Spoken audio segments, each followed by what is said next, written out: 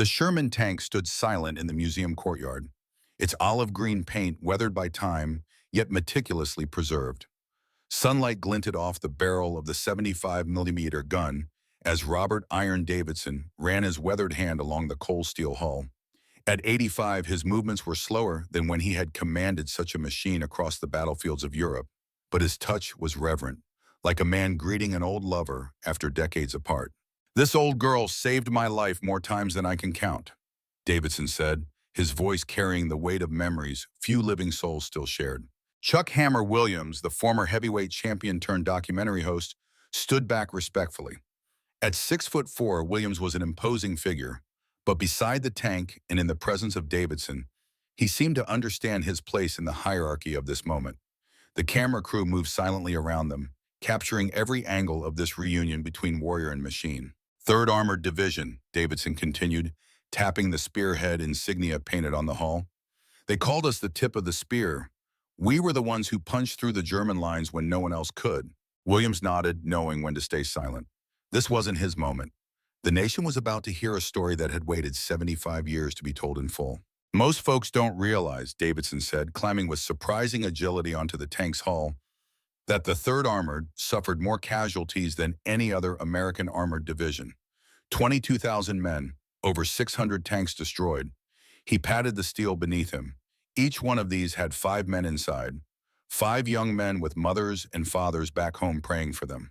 Davidson settled into the commander's hatch, his body remembering the position despite the decades between now and then. His eyes gazed out across the museum grounds, but anyone watching could see he was looking at something much farther away, across both distance and time. "I was 22 years old when they made me a tank commander," he said. 22 years old with the lives of 4 other boys in my hands. Williams finally spoke, his voice uncharacteristically soft for a man of his stature. "How does a 22-year-old prepare for that kind of responsibility?" Davidson's eyes refocused on the present, a slight smile crossing his weathered face. "That's the thing about war, son. It doesn't ask if you're ready." The old tanker's gaze drifted upward as a military aircraft roared overhead, momentarily drawing everyone's attention to the sky. When they looked back, Davidson had transformed. His spine straightened, his chin lifted, and for a moment, everyone present could see the young officer he had once been, standing atop his steel chariot as it thundered toward the enemy. "Let me tell you about the men of the Thunderbolt," Davidson began, "and how we fought our way across Europe in this 33-ton coffin." The camera pushed in tight on Davidson's face, capturing the steel in his eyes that had earned him his nickname all those years ago.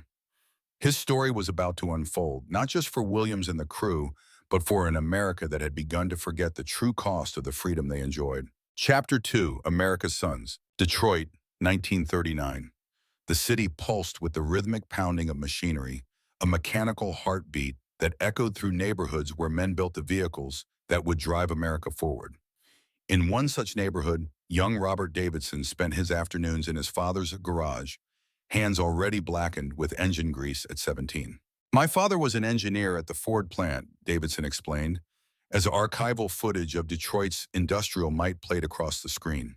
"He could diagnose an engine problem just by listening to it run. Said machines spoke a language most men were too impatient to learn." William Davidson, a Great War veteran, had returned from France in 1918 with a Purple Heart and a distrust of generals, but an abiding love for machinery. He passed both to his son, though the younger Davidson would find his own path to war, despite his father's warnings. "Dad believed in building things that would last," Davidson said. "He'd point to the cars rolling off the assembly line and tell me, 'Those machines will be on the road long after we're gone, Robert.' That's immortality."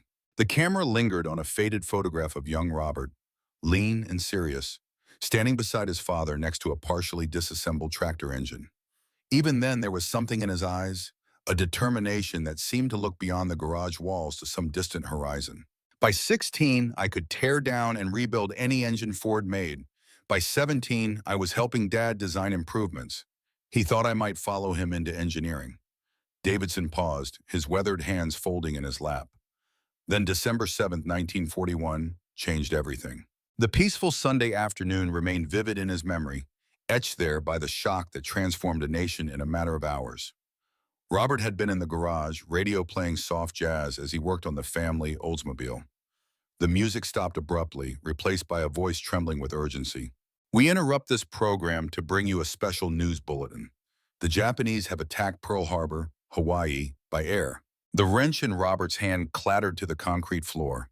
His father appeared in the doorway, face pale, eyes locked with his son's in shared understanding of what this meant. I can still hear that wrench hitting the floor, Davidson said, the sound echoing across 75 years.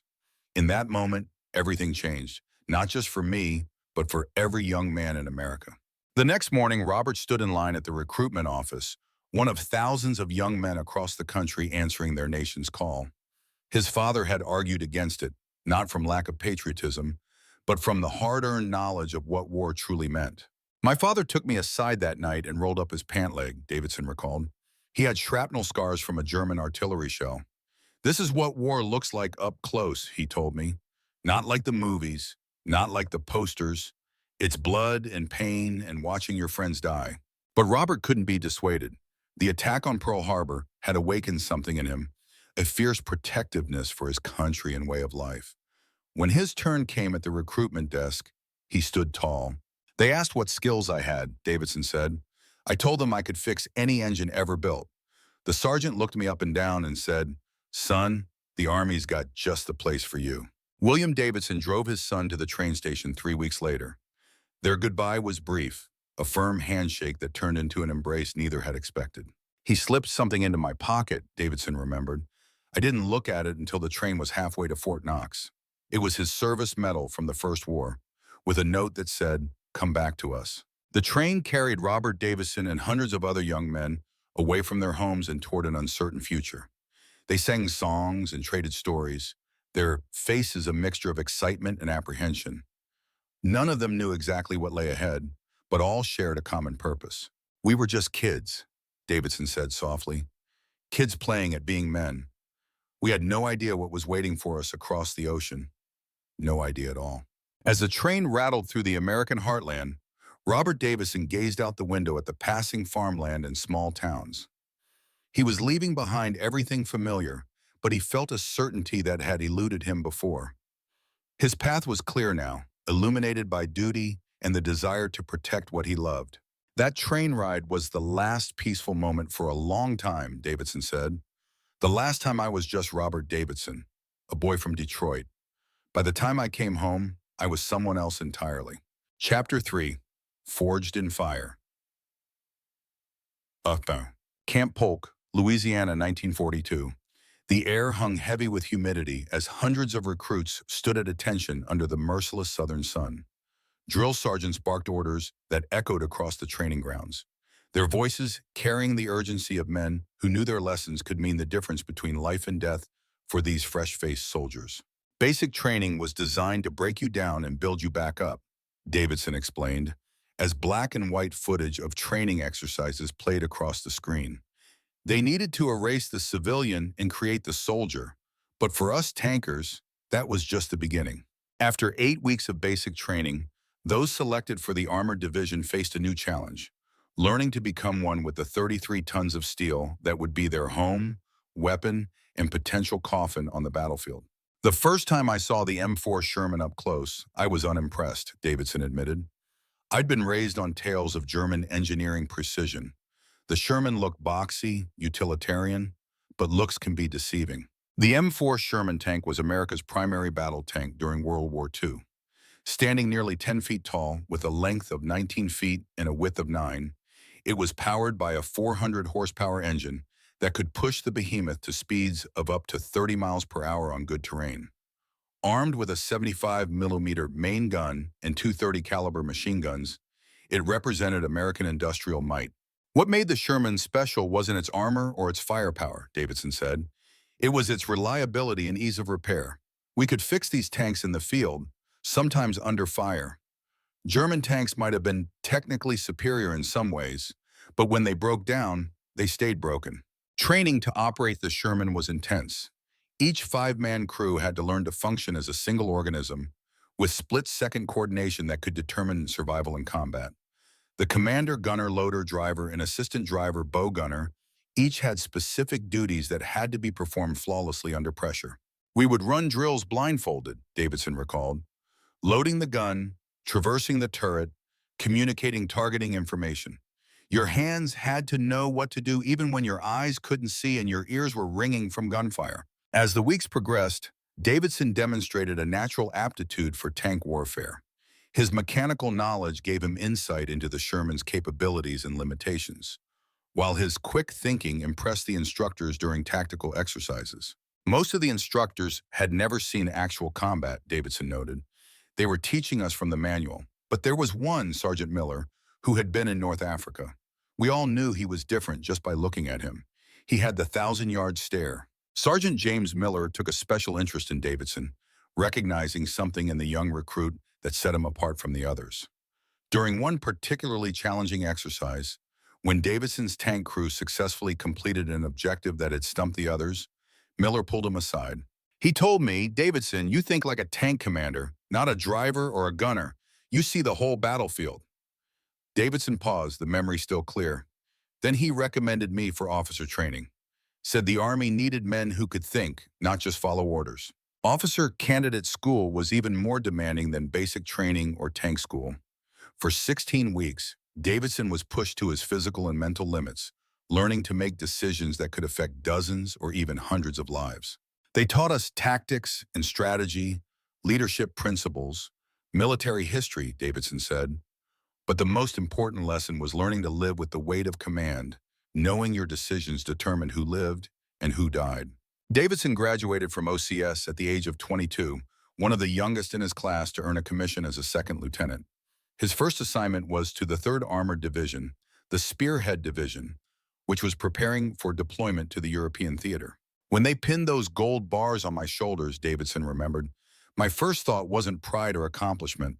It was fear, not fear of the enemy, but fear of failing the men who would be under my command. That fear would drive him to excel, to study every aspect of tank warfare, to learn from those with experience, and to prepare himself and his crew for the challenges ahead. It was a fear born of responsibility, the kind that sharpens rather than paralyzes. The day I received my tank command was the day the war became real for me, Davidson said. No longer an abstract concept or a patriotic duty, but a test I would either pass or fail, with lives in the balance. As Davidson completed his training and prepared for deployment, America's industrial might was in full swing. Factories across the nation, including the Ford plants where his father worked, had converted to war production, churning out tanks, planes, ships, and munitions at an unprecedented rate. Dad wrote to me about the work at Ford, Davidson said, how they'd retooled the assembly lines to build tanks instead of cars. He said, "Now I'm building your office, son," his way of accepting the path I'd chosen. By the time Davidson was ready to ship out, he had transformed from an eager recruit into a seasoned officer, his boyish features hardened by training and responsibility. The photograph from this period showed a young man in crisp uniform, eyes focused and determined, already carrying the weight of command. We weren't soldiers yet, Davidson reflected. Not really. We had the training, the equipment, the ranks and insignia, but we hadn't faced the test of combat. We hadn't seen what war could do to men and machines. That education was waiting for us across the Atlantic. As 1943 drew to a close, Second Lieutenant Robert Davidson prepared to lead his tank crew into the greatest conflict the world had ever known. The forge of training had shaped him, but the fires of combat would temper him into the man he would become. Chapter 4. The Thunderbolt Crew. Every tank crew was a world unto itself. 5 men enclosed in a steel box, living in closer proximity than brothers. Their survival depended on trust, coordination, and a bond forged through shared hardship and common purpose. Selecting my crew was the most important decision I made during the war, Davidson said, his voice softening with the memory. These weren't just soldiers under my command. They became my family. The first member of what would become the Thunderbolt crew was James Cowboy Miller, a 26-year-old former ranch hand from Amarillo, Texas. Standing 6 feet tall with shoulders broadened by years of hard labor, Miller had the steady hands and calm demeanor ideal for a tank driver. Cowboy could make that Sherman dance, Davidson recalled with admiration.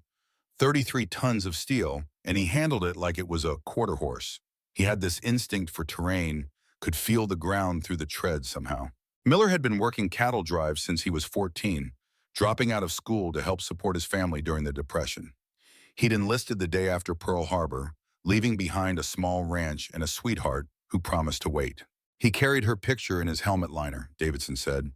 Sarah, with blonde hair and a smile that lit up his face whenever he looked at it. He used to say the only thing that scared him was the thought of never seeing that smile again. Despite his lack of formal education, Miller possessed a natural intelligence and wisdom born of life experience. He became Davidson's unofficial second-in-command, the steady presence who could be counted on when chaos erupted. Cowboy taught me more about leadership than any manual or instructor, Davidson admitted. He showed me that authority is earned, not given, no matter what rank is on your collar. The tank's gunner, Michael Eagle Eye Thompson, came from Montana's rugged wilderness. A 23-year-old former hunting guide with uncanny marksmanship, Thompson had the patience and precision required to make the Sherman's 75mm gun effective despite its limitations. Thompson could hit a moving target at 1,000 yards, Davidson boasted. He had this way of becoming one with the gun, like it was an extension of his body. Said it wasn't much different from tracking elk through pine forests, except the elk didn't shoot back. Thompson was soft-spoken, even taciturn, until the subject turned to hunting or the mountains of his home state. Then he would become animated, describing the play of light through forest canopies or the behavior of wildlife with a poet's sensitivity. He kept a small notebook where he sketched landscapes, Davidson recalled. Said he wanted to remember what he was fighting for, the natural beauty that would be waiting when he returned home. The loader position went to Frank Doc Williams, a 22-year-old medical student from Boston who had put his education on hold to serve. Intelligent and methodical, Williams brought both physical strength and quick thinking to a role that demanded both. Doc could load the main gun in 4 seconds flat, Davidson said. In combat, those seconds meant everything. The difference between getting your shot off first or becoming a statistic. Williams had joined the Army against his parents' wishes, believing his medical training could save lives on the battlefield. His assignment to a tank crew initially disappointed him, but he quickly recognized the importance of his role. He told me once that being a loader was like being a surgeon's assistant, Davidson remembered. Anticipating needs, moving with precision, staying calm under pressure. He applied that medical mindset to everything he did. Williams also became the crew's unofficial medic, tending to minor injuries and illnesses that might otherwise have taken them out of action. His knowledge proved invaluable more than once when medical assistance was unavailable. Doc kept us alive in more ways than one, Davidson acknowledged. Not just by doing his job in the tank, but by knowing when someone was pushing too hard, when fatigue or stress was clouding judgment. The final member of the Thunderbolt crew was Richard Sparky Johnson, a 20-year-old former power plant worker from Chicago, who served as the assistant driver and bow gunner. With an intuitive understanding of electrical systems and mechanical devices, Johnson kept the tank's radio and internal systems functioning through the harshest conditions. Sparky could fix anything with wire and tape, Davidson said with a smile. Radios, generators, even watches. His hands were always moving, always tinkering. Said his brain wouldn't let him sit still. Johnson had been raised by his grandfather, a Spanish-American war veteran who had taught him Morse code and basic electronics from an early age. The youngest member of the crew, Johnson brought an infectious enthusiasm and optimism that lifted spirits during dark times. He collected souvenirs everywhere we went, Davidson recalled. Insignia patches, foreign coins, interesting stones. Said he was building a memory map of our journey that he could share with his grandkids someday. Together, these 5 men would face the crucible of combat, their lives depending on each other's skills, courage, and split-second decisions. The bonds formed in training would be tested and strengthened by shared danger and hardship. We weren't just a crew, Davidson emphasized. We were Thunderbolt. The name came from a lightning bolt Miller had painted on the side of our Sherman. Said it meant we'd strike hard and fast, then be gone before the enemy knew what hit them. The photograph showed the 5 of them standing proudly beside their tank, the lightning bolt emblem vivid against the olive drab armor. Young faces, some smiling, some serious, none of them yet showing the marks that combat would leave. Looking at that picture now, Davidson said softly, I see 5 boys playing at war, with no concept of what waited for us. We thought we were ready. No one is ever ready. As the weeks of training turned to months, the Thunderbolt crew developed the synchronicity that distinguished elite tank units. They could execute complex maneuvers with minimal communication, anticipating each other's actions through 1,000 hours of practice. We reached a point where we could load, aim, and fire in under 6 seconds from target identification, Davidson noted with pride. In tank combat, seconds determine who lives and who burns. By early 1904, as the Allied forces prepared for the invasion of Europe, the Thunderbolt crew had become one of the top-performing units in the battalion. Their Sherman, designated T-25, was maintained with fanatical attention to detail, every component checked and double-checked before and after each exercise. We knew the Sherman's weaknesses, Davidson explained. The armor was too thin, the gun underpowered compared to German tanks. We couldn't change those things, but we could ensure every other aspect of our tank was perfect. Our lives depended on it. As the day of deployment approached, a nervous energy permeated the unit. Letters were written to loved ones, personal effects organized, wills drafted for those who hadn't already done so. The abstract notion of going to war was becoming concrete reality. The night before we shipped out, we made a pact, Davidson recalled, his voice growing quiet.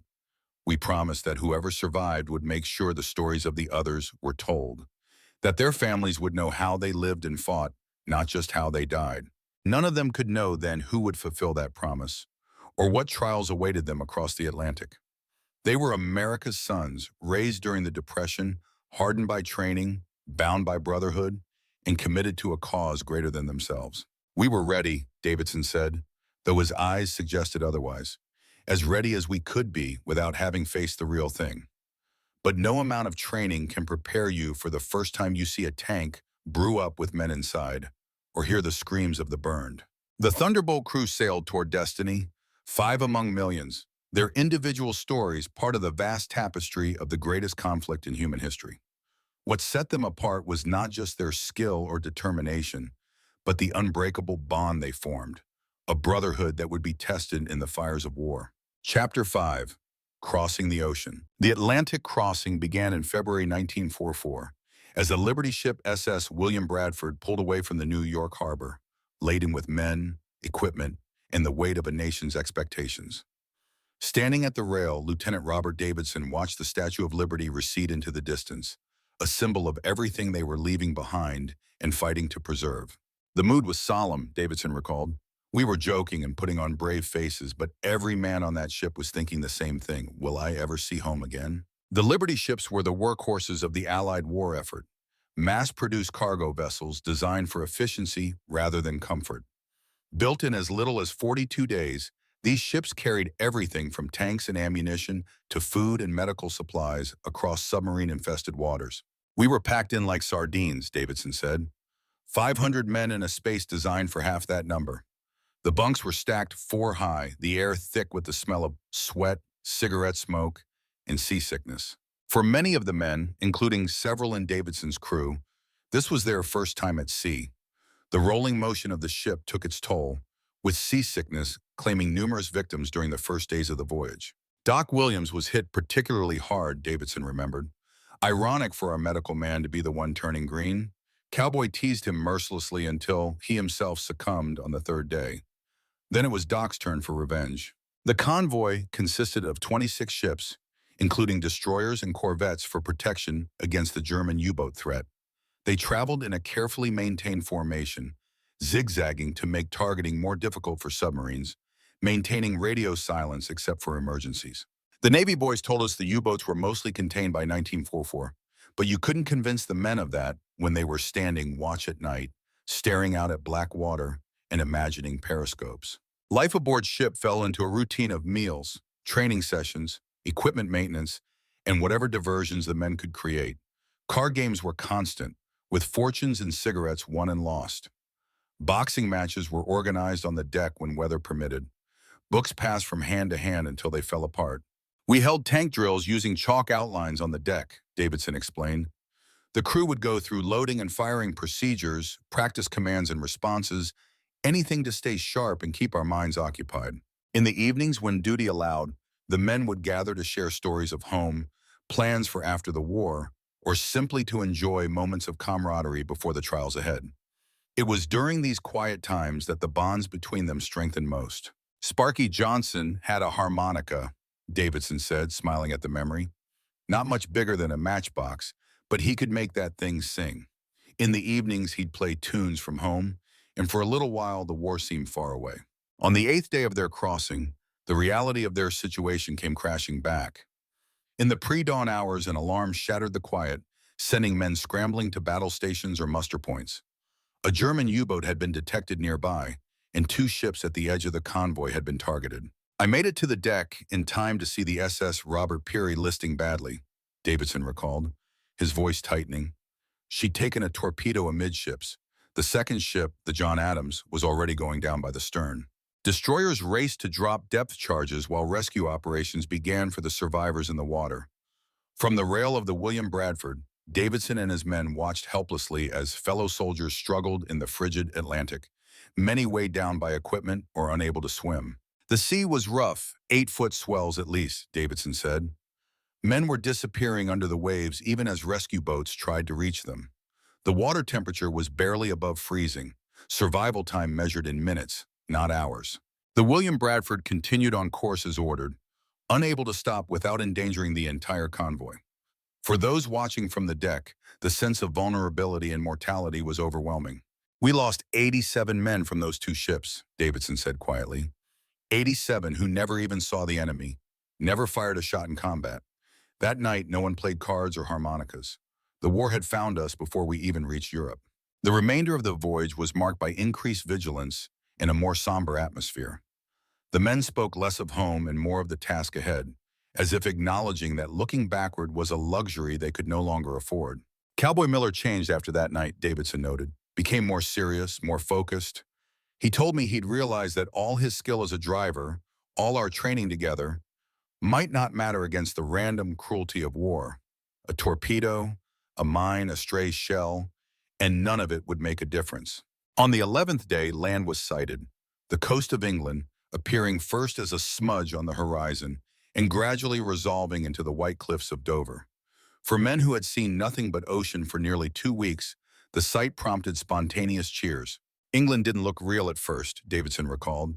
After so many days at sea, land seemed like something from a dream or a memory. When we finally docked at Liverpool, I had to stop myself from kneeling to kiss the ground like some of the others did. The William Bradford had completed its journey, delivering its human cargo safely despite the U-boat threat. As the men of the 3rd Armored Division disembarked, they entered a country that had been at war for nearly 5 years, its cities bearing the scars of German bombing campaigns, its people hardened by rationing and loss. England was an eye-opener, Davidson said. American cities were untouched, our civilians insulated from the daily reality of war. But Britain had endured the Blitz, had faced the very real prospect of invasion. Every street showed evidence of bomb damage. Every face the weariness of prolonged struggle. The division was transported to training grounds in southern England, where they would continue preparations for the upcoming invasion of France. New equipment was issued, tactics refined, and endless drills conducted to ensure readiness for combat. We received a brand new Sherman tank to replace the one we'd trained on back home, Davidson said. Sparky and Cowboy went over it with a fine-tooth comb, checking every component, making modifications where regulations allowed. They even managed to scrounge extra armor plating to weld onto the front glacis and turret face. The weeks in England allowed the crews to make final preparations, while intelligence about German defenses was gathered and analyzed.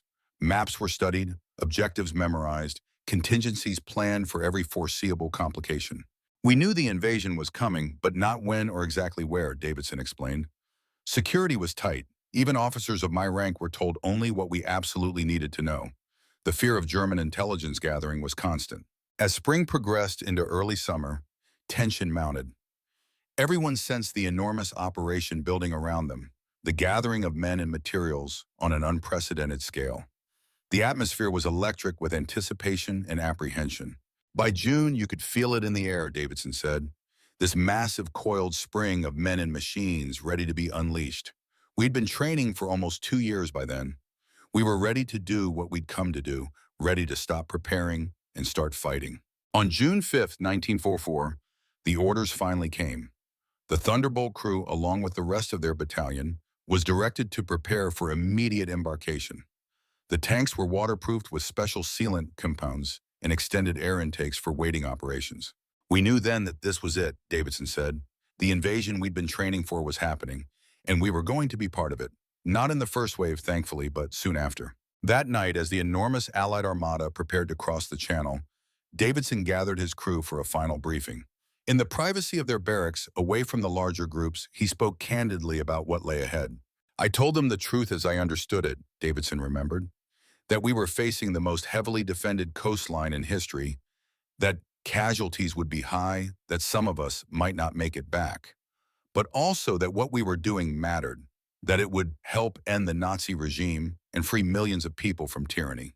In the pre-dawn hours of June 6th, as the first Allied troops were hitting the beaches of Normandy, Davidson and his men waited tensely for their turn to join the greatest amphibious invasion in military history.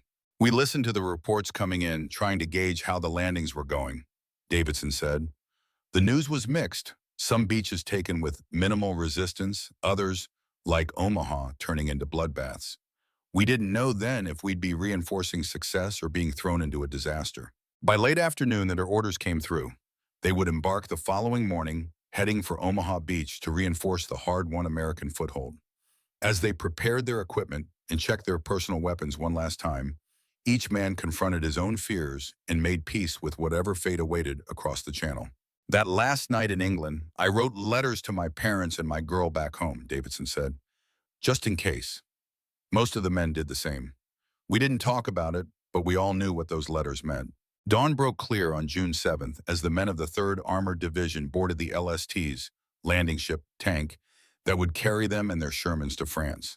Standing on the deck as the English coast receded behind them, Lieutenant Robert Davidson felt the weight of history pressing down upon his shoulders.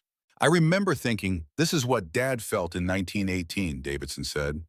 This moment of crossing over from preparation to action, from training to reality.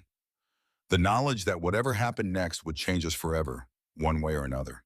Ahead lay Omaha Beach, and beyond it the hedgerows, villages, and battlefields of France, where the Thunderbolt crew would face the ultimate test of their training, courage, and bond. The crossing was more than just a journey across water. It was a passage from one life to another, from the world they had known to the world of combat that would forge them anew. Chapter 6. Blood on the Beaches. Dawn broke gray and misty over the English Channel on June 7, 1944, as the LST carrying Lieutenant Davidson and his crew approached the Normandy coast. Through gaps in the fog, they caught glimpses of the battlefield that Omaha Beach had become the previous day. The water was still red in places, Davidson recalled, his voice dropping. Debris floating everywhere, equipment, personal items, things you don't want to describe. The beachhead was secure by then, but the evidence of what it cost was all around us. The LST lowered its massive front ramp into the shallow water, and the Shermans of the 3rd Armored Division rumbled down into the surf. Waterproofed for the amphibious landing, the tanks moved forward with their crews buttoned up inside, visibility limited to what could be seen through periscopes and vision slits. Driving onto that beach was surreal, Davidson said. Cowboy had to navigate around destroyed vehicles, craters from naval gunfire, and obstacles the Germans had placed to impede exactly what we were doing. The sand was churned up, discolored, littered with equipment abandoned in the fight. The Sherman's treads gripped the sand as it climbed toward the bluffs where the hardest fighting had taken place just hours before. Engineers had cleared paths through the minefields and obstacles, marking safe routes with white tape that the tank commanders followed meticulously. The beach was organized chaos, Davidson explained. Medics still treating wounded, graves registration, collecting the dead, supply units moving ammunition and fuel forward, all while fresh troops like us were landing and moving inland. As they reached the top of the bluff, the true scope of the battlefield came into view. The once pristine Norman countryside was now scarred by bomb craters, artillery impacts, and the burned husks of vehicles from both sides. The small villages visible in the distance showed signs of heavy damage from the preliminary bombardment. That first glimpse of France was nothing like the peaceful countryside I'd imagined, Davidson said. It looked like the surface of the moon in places, cratered and lifeless. Other areas seemed untouched, peaceful even, creating this bizarre contrast that made the destruction all the more shocking. The Thunderbolt crew continued inland as part of a column of tanks and support vehicles, moving to their designated assembly area several miles from the beach. Along the way, they passed long lines of German prisoners being marched toward temporary holding areas, their faces showing exhaustion and defeat. They looked younger than I expected, Davidson noted. Some couldn't have been more than 16 or 17, boys in oversized uniforms with thousand-yard stares. Made me wonder if that's how we looked to them too, just kids playing at war until the dying started. By late afternoon, they had reached their assembly area, a farmer's field where the battalion would reorganize before moving toward their first objectives. As the tanks formed a defensive perimeter, the men finally had a chance to emerge from the confines of the Sherman and stretch their legs on French soil. The air smelled different, Davidson remembered. Cordite from explosives, diesel fuel, but underneath that, the scent of apple orchards and farmland. Life and death mingling in a way I wasn't prepared for. As darkness fell, the order came to dig foxholes for the night. Despite having the protection of their tanks, standard procedure called for prepared defensive positions in case of enemy counterattack. The men of Thunderbolt set to work with entrenching tools, carving protective depressions into the soft earth. Digging that foxhole, I remembered my father's stories from the First War, Davidson said. How they'd lived in trenches for months, sleeping in mud, fighting off rats. At least our accommodations would be temporary. Night descended fully, bringing with it a tense silence broken only by distant artillery fire and the occasional aircraft passing overhead. The men took turns on watch, 2 hours on and 4 off, maintaining constant vigilance despite their exhaustion. I just finished my watch and was trying to get some sleep when we heard it, Davidson said, his face darkening at the memory. A low, droning sound that grew steadily louder. The Germans called him Bed Check Charlie, a solitary bomber who would come over at night to drop a few bombs and keep us from sleeping. The air raid sirens wailed too late, as the German aircraft was already overhead, its bombs falling toward the American positions. Men scrambled for foxholes and whatever cover they could find as the first explosions rocked the assembly area. The first bomb hit about 200 yards from our position, Davidson recalled, close enough to feel the concussion, to have dirt and debris rain down on us. The second was closer, maybe 100 yards. Each one felt like it was coming straight for us. The anti-aircraft guns opened up, their tracers cutting bright lines through the darkness as they tracked the bomber. The noise was deafening, a cacophony of gunfire, explosions, and shouted orders as officers tried to maintain control of their units. That's when we heard the screaming, Davidson said, his voice barely audible. From the direction of C Company, they'd taken a direct hit. When the all-clear finally sounded, Davidson and Doc Williams made their way toward the impact site, offering assistance to the medical personnel already working there. What they found was Davidson's first direct encounter with the human cost of war. 12 men dead, another 20 wounded, Davidson said flatly. Some were in pieces, others burned beyond recognition. Doc jumped in immediately, helping the medics with triage, applying tourniquets, giving morphine. I stood there frozen for what felt like minutes before I could make myself move. The wounded were evacuated to field hospitals, while Graves' registration began the somber task of collecting the dead. Davidson helped carry stretchers, moving numbly through tasks that felt surreal in their horror. One of the dead was a lieutenant I'd played cards with on the crossing, Davidson remembered. Martin from Pennsylvania. Had a wife and baby daughter he'd never met. I found his wallet with their picture, handed it to the Graves' registration officer. That's when it really hit me that this wasn't an exercise or a training scenario. This was real, and any of us could be next. Dawn revealed the full extent of the damage. 3 vehicles destroyed, craters where tents had stood, and the ground stained dark where men had fallen. Yet the work of war continued, with replacement equipment moving forward and fresh troops filling the gaps. We had our first battalion briefing that morning, Davidson said. Maps spread out on the hood of a Jeep, officers clustered around while the colonel laid out our objectives. We were to move inland toward Carentan, supporting the infantry as they cleared the hedgerow country. The hedgerows of Normandy proved to be a formidable obstacle. Ancient earthen berms topped with dense vegetation that divided the landscape into a maze of small fields. Each hedgerow was a potential defensive position, perfect for ambushes and difficult for tanks to navigate. The first time we tried to breach a hedgerow, we almost lost the tank, Davidson explained. The Sherman would climb up the embankment, exposing its lightly armored belly, then teeter at the top, momentarily helpless. Perfect target for German anti-tank weapons. The solution came from an American sergeant who modified the tanks with hedgerow cutters made from scrap metal salvaged from German beach obstacles.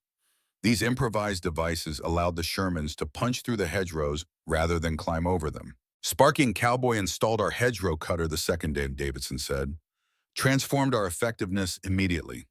Instead of being sitting ducks, we became the battering ram for the infantry, creating gaps they could pour through. As they moved deeper into the Norman countryside, the fighting intensified. German resistance was determined, with snipers, machine gun nests, and anti-tank teams hidden throughout the landscape. Every advance was paid for in blood and fuel. We'd clear one hedgerow field only to find another enemy position in the next, Davidson recalled. Progress measured in yards, not miles. Each night we'd dig in, set up defensive positions, and try to rest while listening for the next attack or air raid. On their fourth day inland, Thunderbolt experienced its first close call.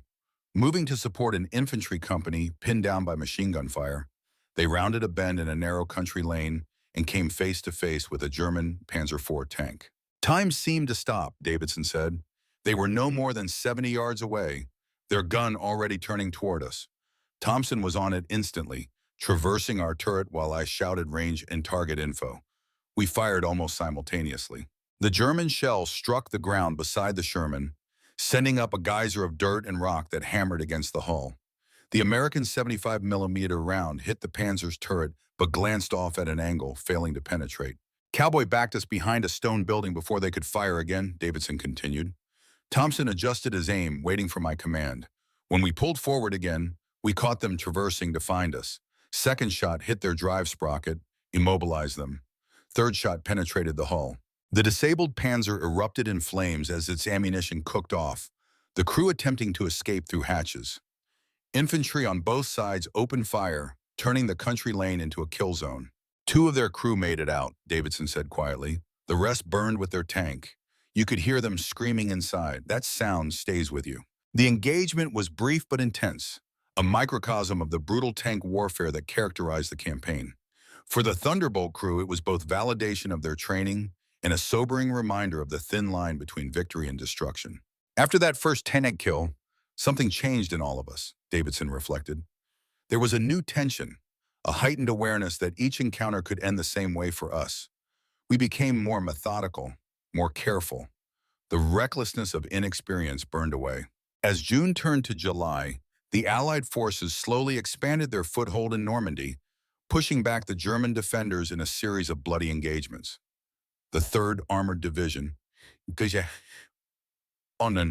including Thunderbolt, was at the forefront of many of these actions, earning their spearhead nickname through persistent offensive operations.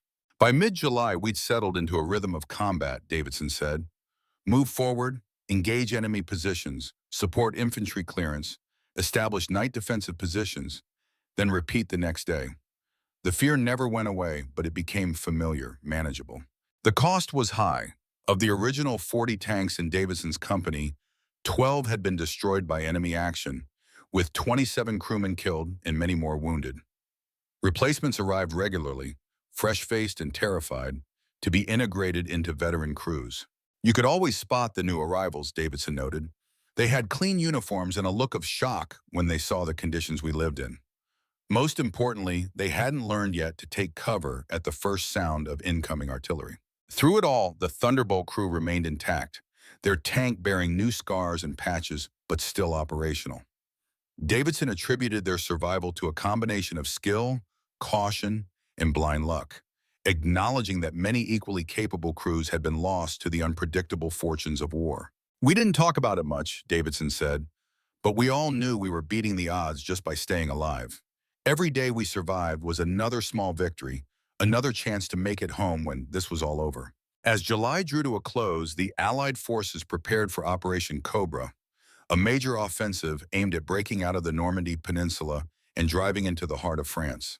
For the men of Thunderbolt, it would be their greatest challenge yet, a test of everything they had learned in the bloody fields and hedgerows of Normandy. The night before Cobra launched, I gathered the crew for a final check of our equipment and a brief moment of quiet together, Davidson remembered. We'd come through the crucible of Omaha and the hedgerows. Now we were about to charge into the unknown, carrying America's hopes on our steel tracks. The invasion had succeeded, The beachhead was secure, and the battle for France was entering a new phase. The men who had landed as soldiers were now combat veterans, forever changed by what they had experienced. The road ahead would be long and costly, but the direction was clear. Forward, always forward, until victory was achieved. We weren't the same men who had crossed the channel, Davidson concluded. The beach had taken something from us, our innocence perhaps, but it had given us something too, a determination and clarity of purpose that would carry us through the days ahead.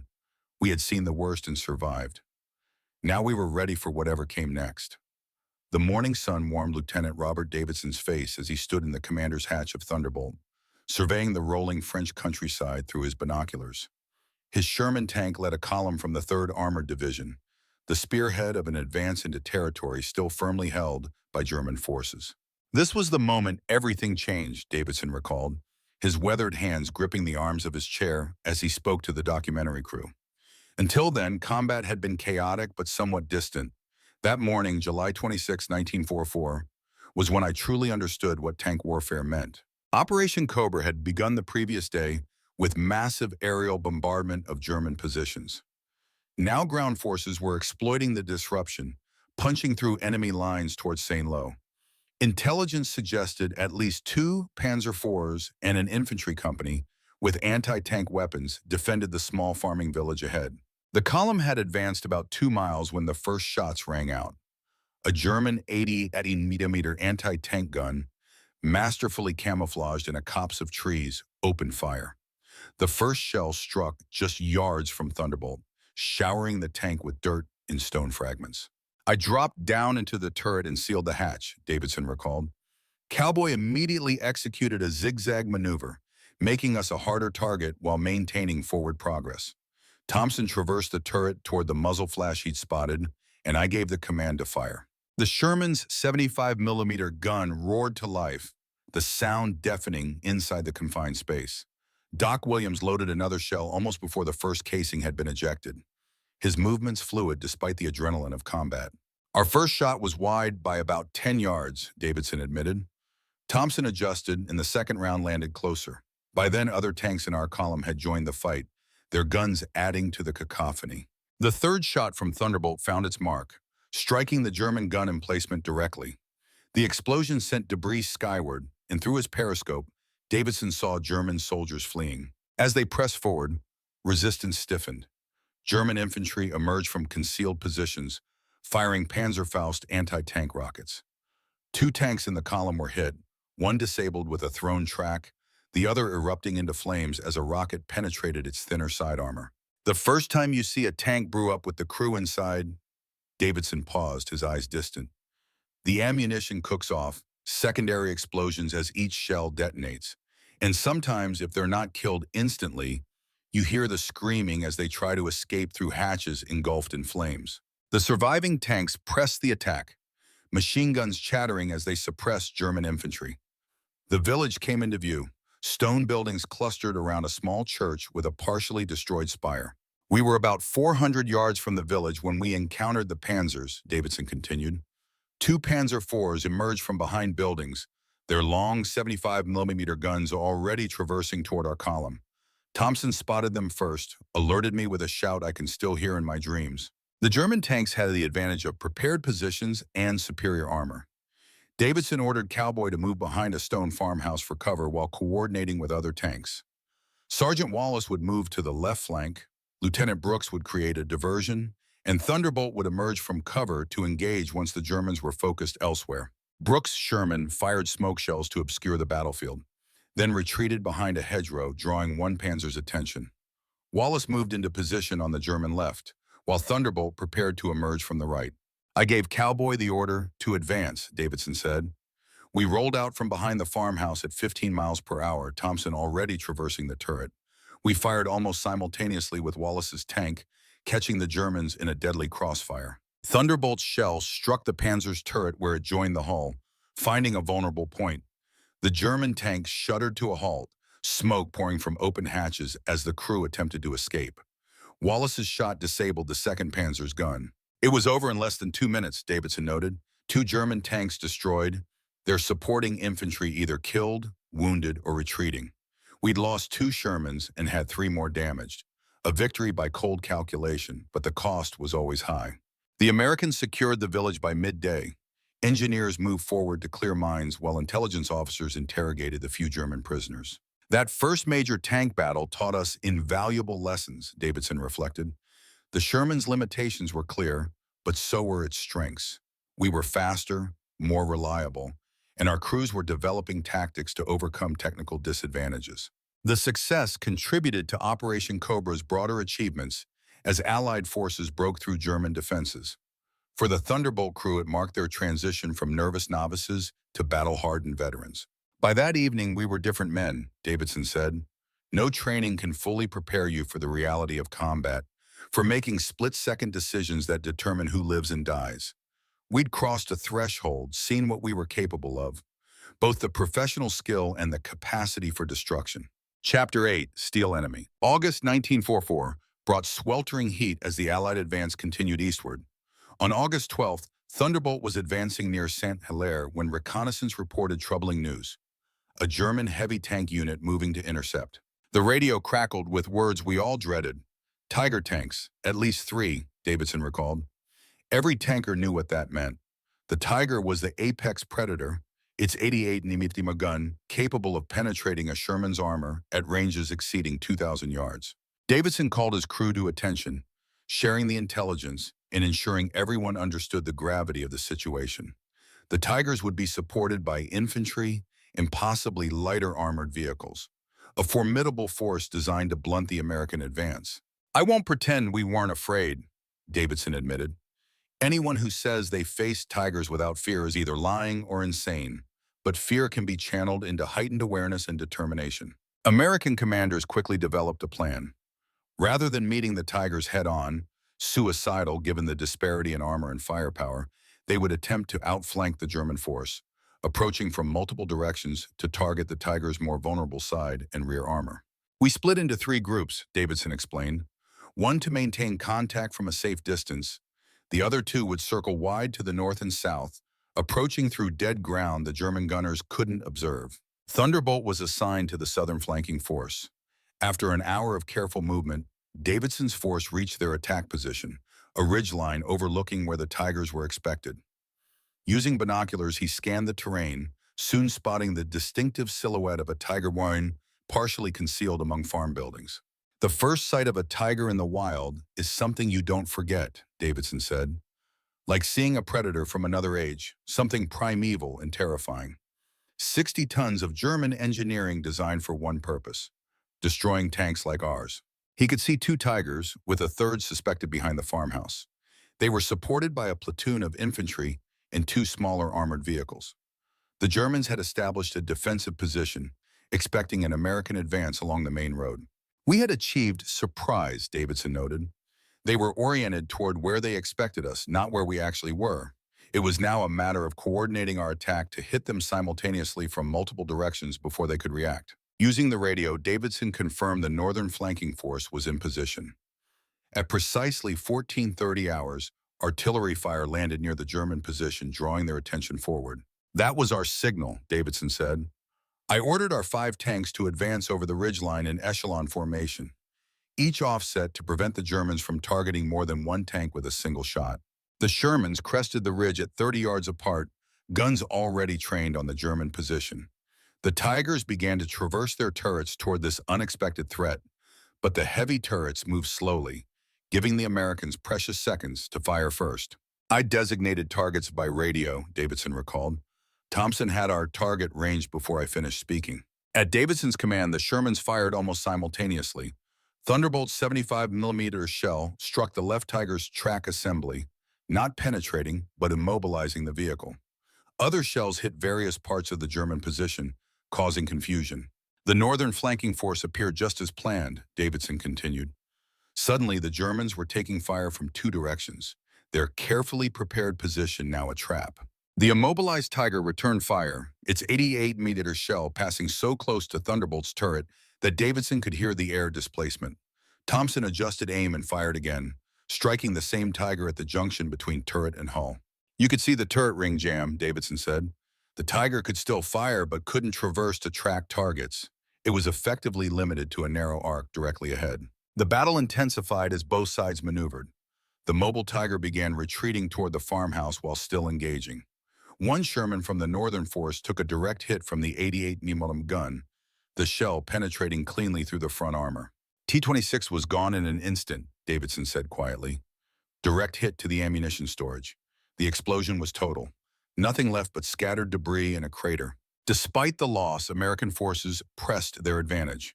The coordinated attack had disrupted the German defensive plan. A second Tiger was immobilized by multiple hits to its running gear, while concentrated fire eliminated much of the supporting infantry. We were advancing steadily, closing the distance to use our guns more effectively, Davidson explained. I ordered Cowboy to move us between two stone buildings, using them as partial cover, while Thompson lined up his shot on the retreating Tiger. As Thunderbolt emerged from between buildings, Davidson spotted movement to their right. A German soldier rose from concealment, aiming a Panzerfaust anti-tank rocket at the Sherman's vulnerable side.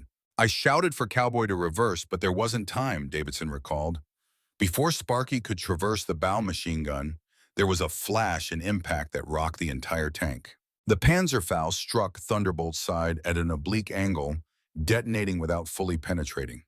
The explosion still damaged the outer armor plates and severed an external fuel line, causing diesel to spill onto the hot engine. Smoke started filling the tank, Davidson said. Not from a catastrophic hit, but bad enough. I had to decide, abandon the vehicle or risk being burned alive if the fuel ignited. Davidson ordered the crew to bail out. The 5 men exited through their hatches, seeking cover behind the tank as German small arms fire targeted them. We weren't the only ones in trouble, Davidson continued. I could see Lieutenant Parker's tank about 100 yards to our left. He'd taken a direct hit from the Tiger's main gun through the frontal armor. What Davidson witnessed next would haunt him for decades. The Sherman's commander emerged from the turret, uniform ablaze and features unrecognizable through flames. He screamed as he stumbled forward, then collapsed onto the engine deck. He was still alive, Davidson said, voice barely audible. Burning but alive. His gunner appeared next, also on fire, and fell back into the turret. The driver escaped, but the other crew members never emerged. Davidson faced an excruciating decision.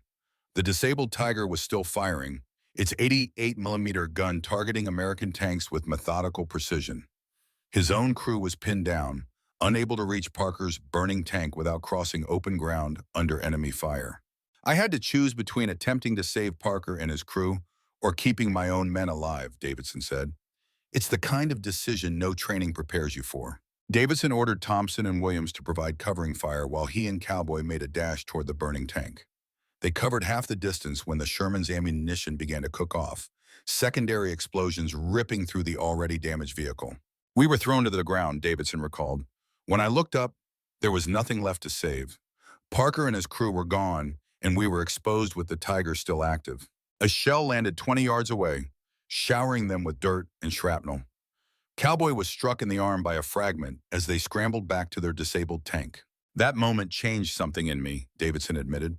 Seeing Parker die that way, being unable to help, it stripped away any romantic notions of war, any sense that skill or courage alone could protect us.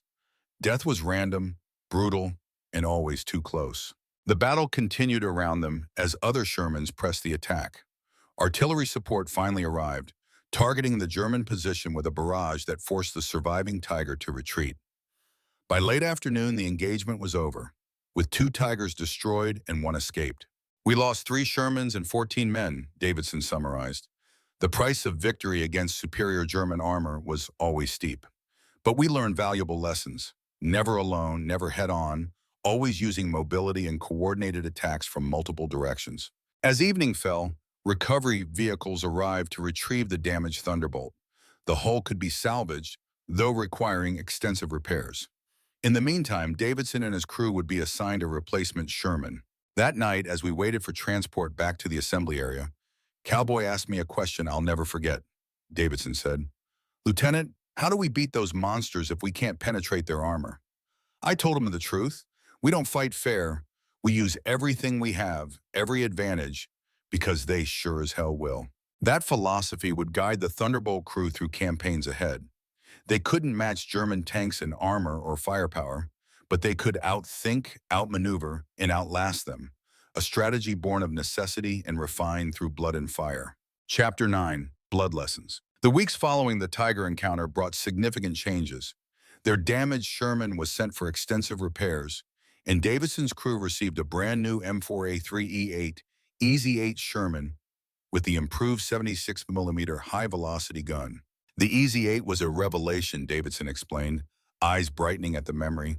Wider tracks for better ground pressure, improved suspension, and most importantly, a gun that could actually penetrate a Panther's frontal armor at reasonable ranges. The crew spent days learning their new vehicle's nuances, testing its capabilities before returning to the front. Cowboy was impressed with the improved drivetrain, while Thompson spent hours familiarizing himself with the new gun's ballistic characteristics. "We named her Thunderbolt too," Davidson said with pride. "Painted the same lightning bolt on the turret. It was important for morale, for continuity. We'd survived our baptism of fire together, and this tank represented a fresh start with lessons we'd paid for in blood." By September, the Allied advance had pushed deep into France, liberating Paris and continuing eastward. The 3rd Armored Division formed part of the Northern Thrust, supporting the broader strategy of encircling German forces retreating from France. The nature of war changed after the Normandy breakout, Davidson noted. Static hedgerow fighting gave way to rapid advances, sometimes covering 50 miles a day. The Germans were retreating but far from defeated. They would set up ambushes and counterattacks that could turn a routine advance into a desperate fight for survival. It was during one such advance that Davidson developed the tactical philosophy that would become his signature. Never stop moving, never stop shooting, never bunch up. The Sherman's greatest advantage was mobility and mechanical reliability, Davidson explained. German tanks were more powerful but prone to breakdowns and fuel shortages. If we kept moving, used terrain for cover, and maintained dispersed formations, we could minimize vulnerability while exploiting theirs. Davidson implemented strict protocols for his platoon. Tanks would maintain at least 50 yards separation. When one fired, others would immediately change position. No vehicle would remain stationary for more than 30 seconds during an engagement. Radio discipline was paramount, with clear, concise commands using standardized terminology. "Some officers thought I was being paranoid," Davidson admitted, "but our survival rate spoke for itself. In a 3-week period when my platoon didn't lose a single tank, the company lost 11. The effectiveness of Davidson's approach was proven near the Belgian border. Advancing along a wooded road, his platoon encountered an ambush consisting of 2 Panther tanks and supporting infantry with Panzerfaust weapons. The lead tank took fire immediately, Davidson recalled, but instead of stopping or reversing, which would have made them an easier target, they accelerated through the kill zone while laying down suppressive fire. Following Davidson's protocols, the remaining tanks immediately dispersed, moving off the road into firing positions while maintaining communication. The coordinated response caught the Germans off guard, expecting the American column to bunch up or retreat. "We engaged both Panthers simultaneously from 3 angles," Davidson explained. "They couldn't target all of us at once, and their supporting infantry was suppressed by our machine guns. Within minutes, we'd knocked out both German tanks without losing any of our own." Word of the successful engagement spread through the battalion, and other officers began adopting elements of Davidson's approach. Senior commanders took notice, and Davidson was called to share his tactics during officer briefings. "I wasn't telling them anything revolutionary," Davidson said modestly, "just applying basic principles of maneuver warfare at the small unit level, adapted to our equipment's specific strengths and weaknesses." As September progressed, the Allied advance continued into Belgium and toward the German border. The Thunderbolt crew found themselves operating in increasingly urban environments as they liberated town after town. "Fighting in towns presented new challenges," Davidson noted. "Confined spaces negated much of our mobility advantage, and buildings provided perfect hiding spots for infantry with anti-tank weapons. One such tactic was the urban buddy system, where each tank paired with an infantry squad. The infantry cleared buildings and alerted tankers to threats, while tanks provided heavy firepower and protected infantry from enemy armor. The relationship between tanks and infantry evolved tremendously," Davidson explained. "Early in Normandy, there had been tension and mistrust. Infantry complained that tanks attracted fire, then abandoned them. Tankers complained that infantry didn't provide adequate warning of anti-tank threats. By September, we developed a genuine combined arms approach based on mutual respect. As Allied forces approached the German border, resistance stiffened noticeably.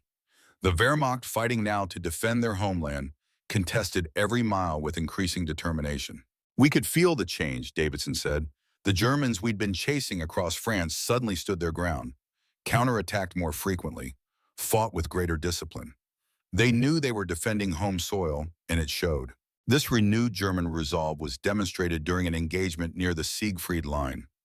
Thunderbolt II was advancing when they encountered a well-planned ambush involving concealed anti-tank guns, pre-registered artillery, and infantry armed with Panzerschreck rockets. "It was the most coordinated defense we'd faced," Davidson remembered. "They let our point elements pass unmolested, then opened fire on the main body. 3 Shermans were hit in the first minute, before most of us even identified where the fire was coming from." Davidson ordered immediate implementation of dispersal protocols, with each tank seeking individual cover while maintaining unit cohesion through radio. The company commander was wounded, leaving Davidson as senior officer present. "I had to make decisions quickly with incomplete information and lives hanging in the balance," Davidson said. "I ordered half our tanks to provide suppressing fire, while the other half maneuvered to flank the German position." The battle lasted nearly 3 hours. The Americans gradually gained the upper hand through superior artillery support and infantry reinforcements, but the cost was substantial. "We lost 7 tanks and 23 men," Davidson said solemnly. "The Germans lost more, but they'd achieved their objective of slowing our advance and making us pay for every yard." It was a harbinger of what awaited us inside Germany itself. The engagement earned Davidson a Silver Star and promotion to first lieutenant. More importantly, it reinforced the lessons he'd been developing: flexibility, coordination, and never allowing the enemy to dictate engagement terms. "After that battle, I gathered my platoon for a frank discussion," Davidson recalled. "I told them what we'd faced was just the beginning, that fighting would get harder as we pushed into Germany. But I also told them we'd learned how to survive, how to fight effectively despite being outgunned." As autumn settled over Europe with winter approaching, the Allied advance slowed due to logistics challenges, weather, and stiffening German resistance. The 3rd Armored Division prepared for what promised to be the campaign's most difficult phase. "By October 1904, we were different men than those who had landed at Omaha Beach," Davidson concluded. "We'd seen both the worst and best of humanity, learned what we were capable of when pushed to the limit. The war had changed us, hardened us, but also given us clarity of purpose that would sustain us through challenges ahead." Chapter 10, First Loss. October brought cold rain and mud as the Allied advance slowed against determined German resistance. Supply lines stretched thin, with priority given to fuel, ammunition, and essential rations. For the men of Thunderbolt II, the realities of combat were compounded by living in the field as winter approached. "People forget how much of war is just enduring discomfort," Davidson remarked, hands cupped around a coffee mug as he spoke to the documentary crew. "We spent more time fighting mud, rain, and cold than fighting Germans." The 3rd Armored Division was tasked with securing supply routes through recently liberated areas of Belgium. Thunderbolt II was assigned to protect a convoy delivering fuel and ammunition to forward units. "Convoy duty wasn't glamorous, but it was essential," Davidson explained. "Without fuel, the most powerful tank becomes nothing more than an immobile pillbox. The Germans knew this too, which is why they targeted our supply lines whenever possible."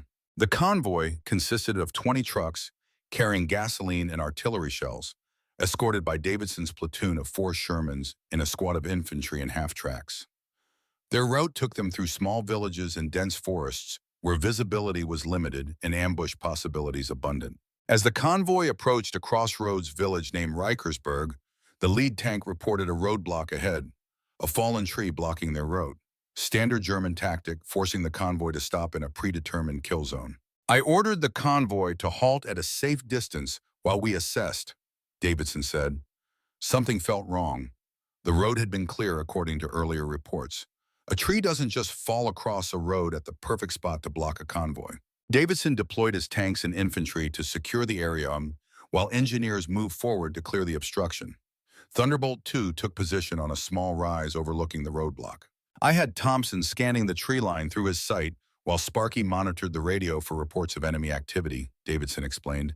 Everyone was on high alert, sensing tension in the air. The engineers had just reached the fallen tree when the ambush was sprung. German infantry concealed in dense forest opened fire with machine guns and mortars, while a hidden 88mm anti-tank gun targeted the lead Sherman. The first shot hit T-22 directly in the turret ring, Davidson recalled grimly. Clean penetration, catastrophic internal damage. 3 crew killed instantly, only the driver surviving by escaping through his hatch. Davidson ordered immediate countermeasures with remaining tanks returning fire, while trucks reversed to escape the kill zone. Thunderbolt 2 moved to a hold-down position behind a small embankment, allowing Thompson to engage while minimizing exposure. Cowboy positioned us perfectly, Davidson said with pride. Just enough turret exposed to allow Thompson to work while the hull remained protected. The battle intensified as more German forces revealed themselves. What had appeared to be a small ambush party was actually a reinforced company with multiple anti-tank weapons, suggesting intelligence had revealed the convoy's importance. After consulting with the convoy commander, Davidson chose to fight through rather than retreat. The supplies were urgently needed at the front, and retreating would only postpone the inevitable confrontation while giving Germans time to improve their position. I called for artillery support and air cover if available, Davidson explained. Then I reorganized our remaining assets for a coordinated assault. The 2 intact Shermans would provide fire support while infantry flanked the German position through forest. The plan was sound, but execution proved challenging against determined resistance. The infantry advance was slowed by mines and pre-sighted machine guns. The 88mm gun remained active, forcing American tanks to move constantly.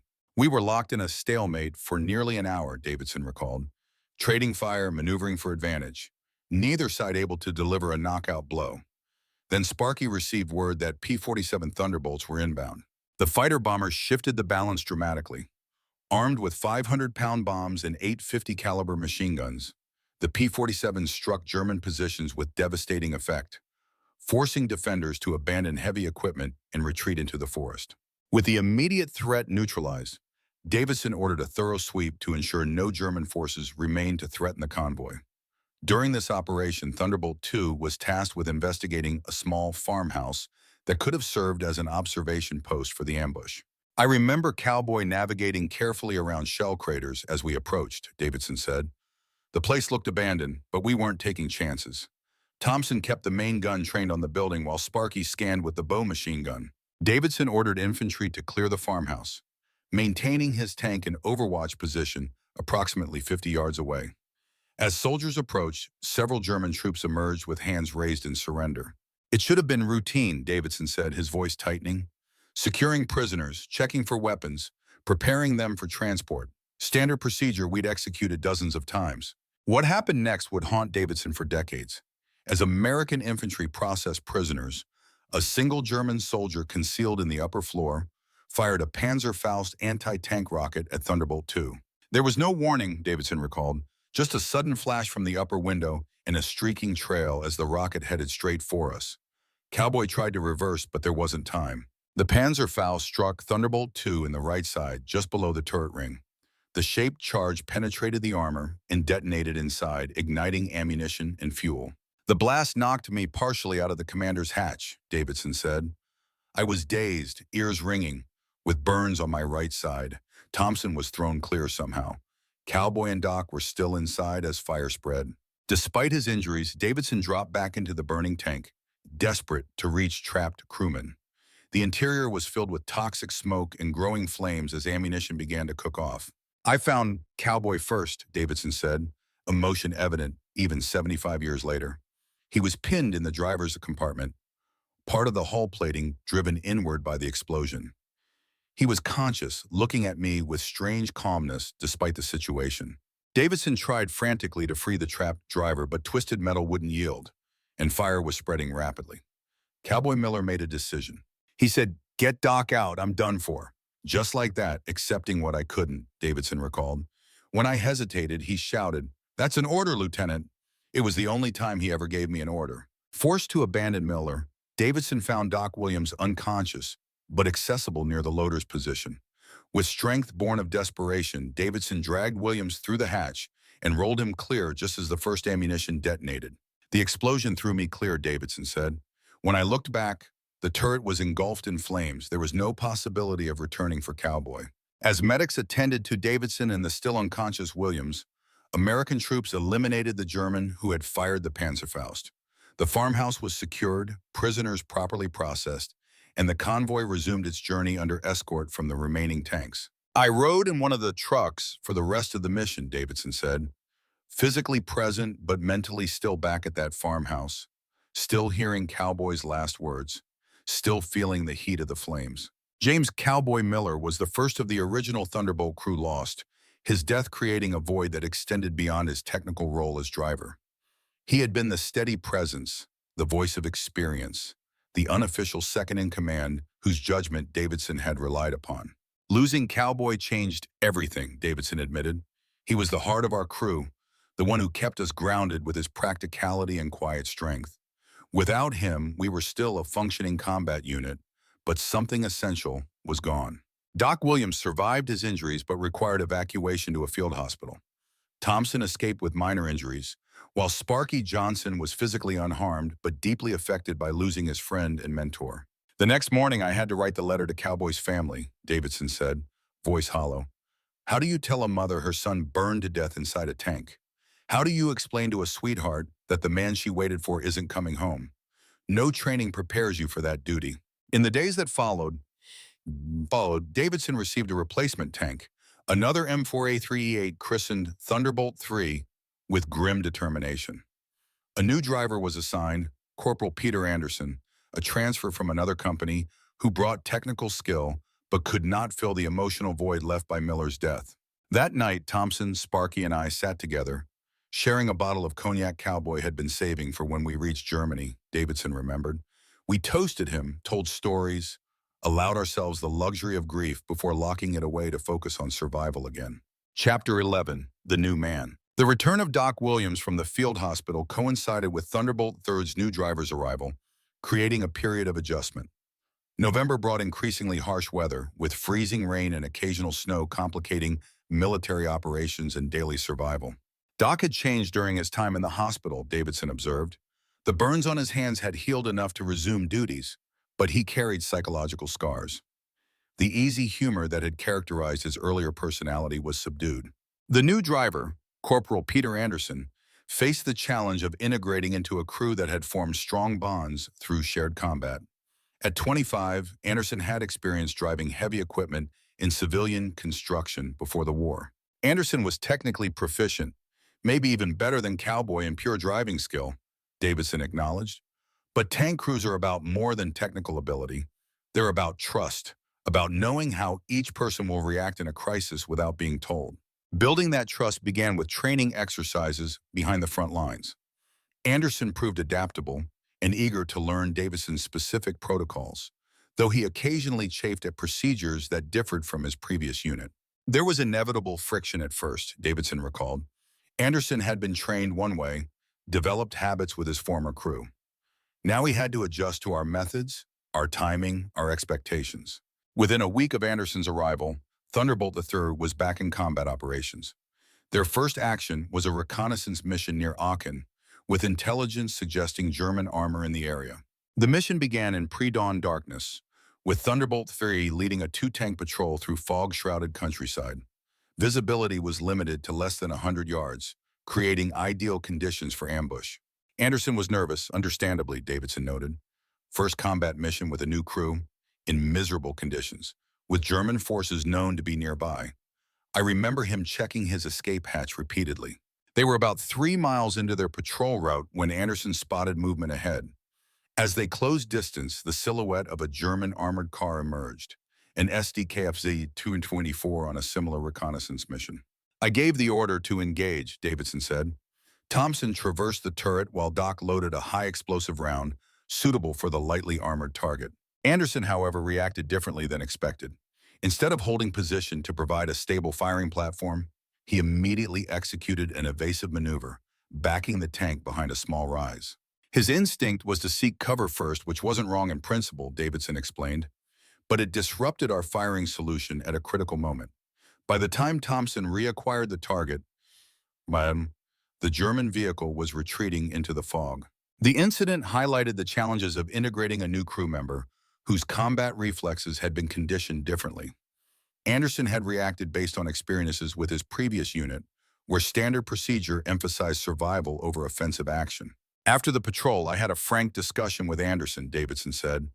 Not disciplinary, but clarifying expectations. I explained that in our unit, we maintained initiative whenever possible, that momentary tactical advantages had to be exploited immediately. Anderson accepted this feedback professionally, acknowledging the difference in approach and committing to adapt. The conversation marked a turning point, demonstrating his willingness to subordinate previous training to the needs of his new unit. What impressed me about Anderson was his lack of defensiveness, Davidson noted. He didn't make excuses or argue his way was better. He simply absorbed the information and adjusted accordingly. The crew learned that Anderson had been the sole survivor when his previous tank was destroyed by a mine, explaining his heightened caution and emphasis on survival tactics. This revelation contextualized his initial behavior and fostered understanding. Once we understood where Anderson was coming from, it was easier to integrate him, Davidson explained. We incorporated some of his survival techniques into our procedures, while he adopted our more aggressive tactical approach. The true test came during the Allied push toward the Roer River, when Thunderbolt III encountered a German infantry company supported by a Jagdpanzer IV tank destroyer. The heavily armored, low-profile vehicle presented a serious threat with its high-velocity 75mm gun. We spotted the Jagdpanzer partially concealed behind a stone wall, Davidson recalled. Anderson immediately understood the threat and executed a textbook movement, presenting our frontal armor while angling to reduce effective thickness. The maneuver gave Thompson an opportunity to target the German vehicle while minimizing vulnerability. In the coordinated sequence that followed, Doc loaded armor-piercing ammunition, Thompson laid his sight on the target, and Anderson maintained optimal position despite incoming fire. Our first round struck the Jagdpanzer's front glacis but failed to penetrate, Davidson said. The German returned fire, their shell passing just over our turret. Thompson adjusted for the lower hull, and Doc loaded another round with remarkable speed despite his still healing hands. The second shot found a vulnerability in the lower front plate, penetrating to the engine compartment and immobilizing the vehicle. A third round completed the destruction, setting the German tank destroyer ablaze and forcing its crew to abandon the burning wreck. That engagement demonstrated we were functioning as a cohesive unit again, Davidson noted with satisfaction, each man performing with precision, anticipating needs rather than waiting for orders. That evening, as the crew performed maintenance, Thompson formally presented Anderson with a small metal Thunderbolt emblem for his uniform, symbolizing his official integration. It was a simple gesture but meaningful, Davidson remembered. Thompson didn't make speeches. He simply handed Anderson the emblem and said, "You're Thunderbolt now." Coming from our taciturn gunner, it carried special weight. Anderson's response acknowledged both the honor and responsibility. "I won't let you down," he said, accepting with visible emotion. Or cowboy either. That moment marked Anderson's full acceptance, Davidson said. He wasn't the new guy anymore. He was Thunderbolt, with all the history and expectations that identity carried. Chapter 12, Tragedy at St. Maur. December 1944 brought bitter cold as Christmas approached. On December 13th, Thunderbolt III and its platoon received orders for what was described as a routine mission, relieving another American unit holding the small village of St. Maur near the Belgian-German border. The briefing suggested a quiet assignment, Davidson explained. The village had been secure for weeks, with no significant German activity reported. Our primary concerns were expected to be cold weather and maintaining supply lines. Upon reaching St. Maur's outskirts, they were met by a lieutenant whose appearance immediately suggested something was amiss, his uniform disheveled and expression tense. He approached almost frantically, Davidson remembered, climbing up to speak directly rather than using the radio, which should have been my first indication the situation wasn't as described. The lieutenant reported German reconnaissance elements observed nearby the previous night, suggesting a possible buildup.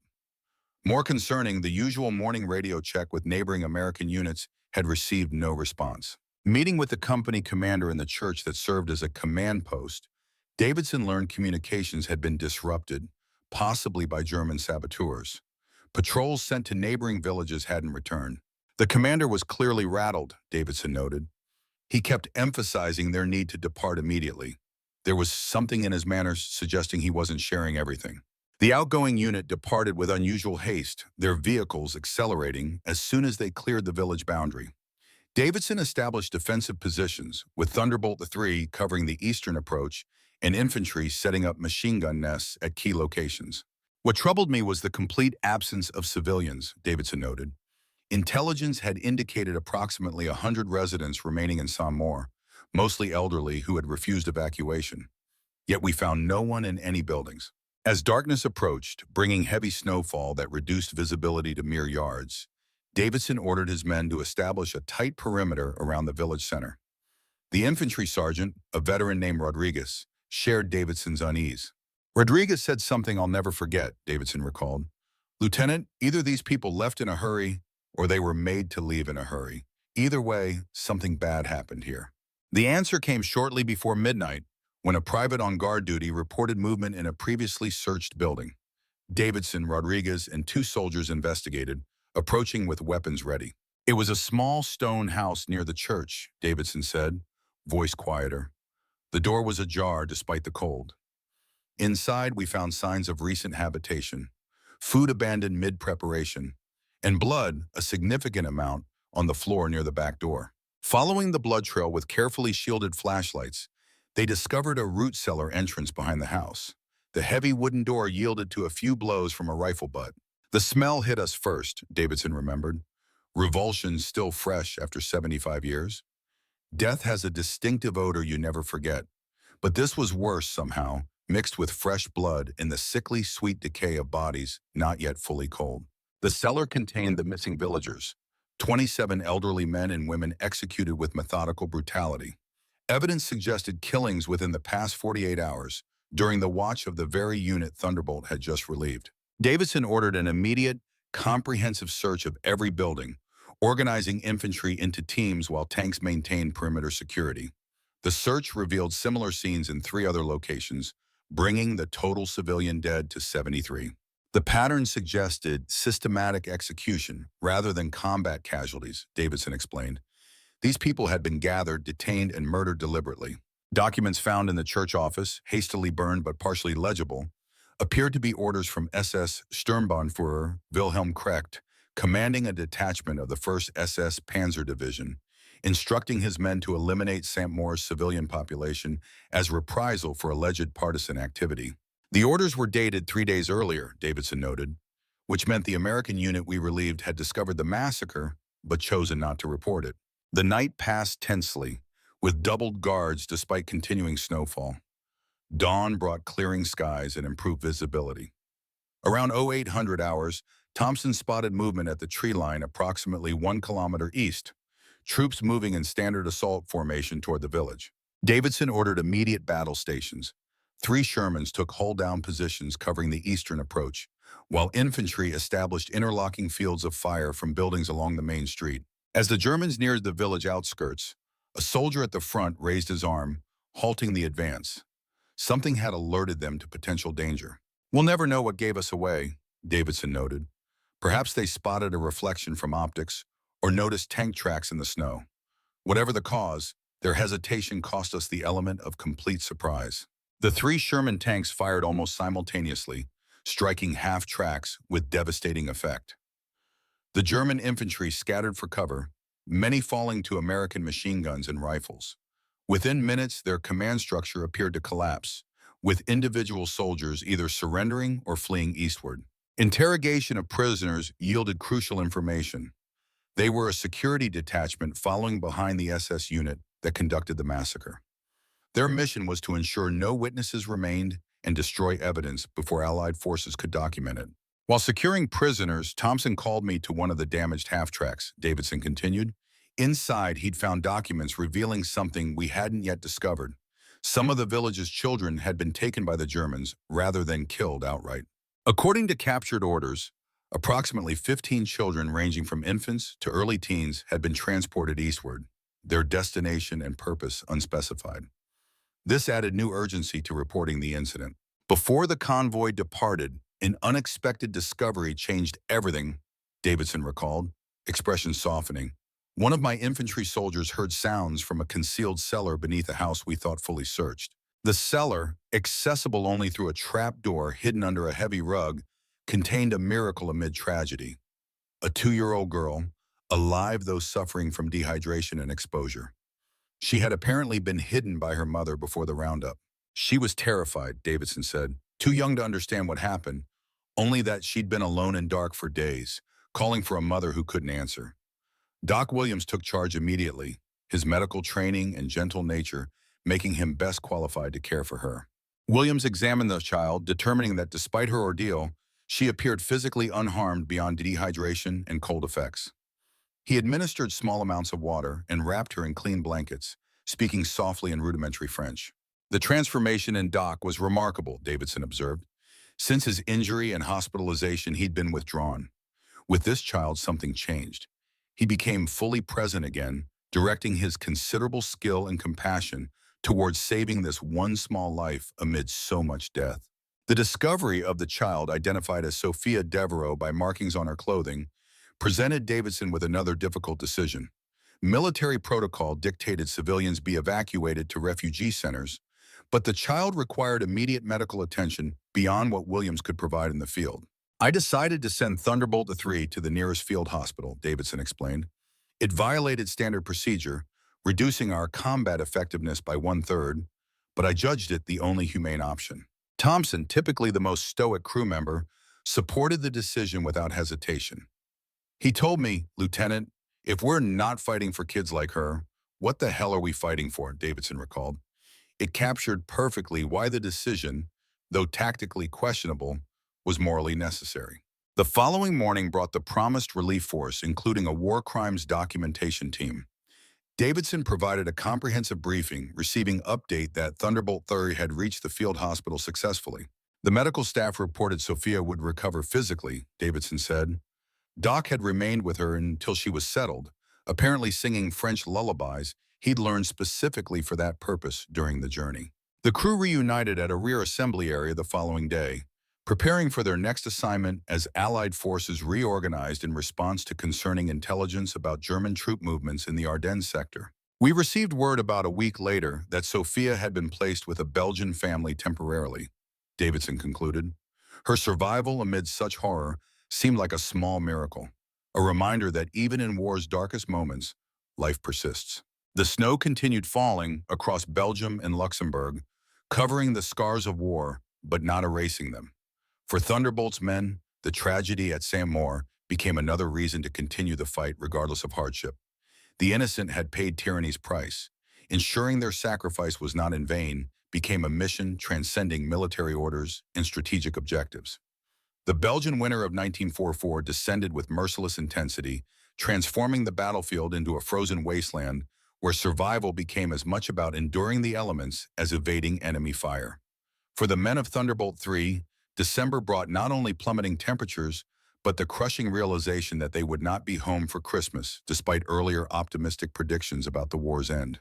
"We thought we'd be done by Christmas," Davidson recalled, his weathered hands wrapped around a steaming mug as he spoke to the documentary crew.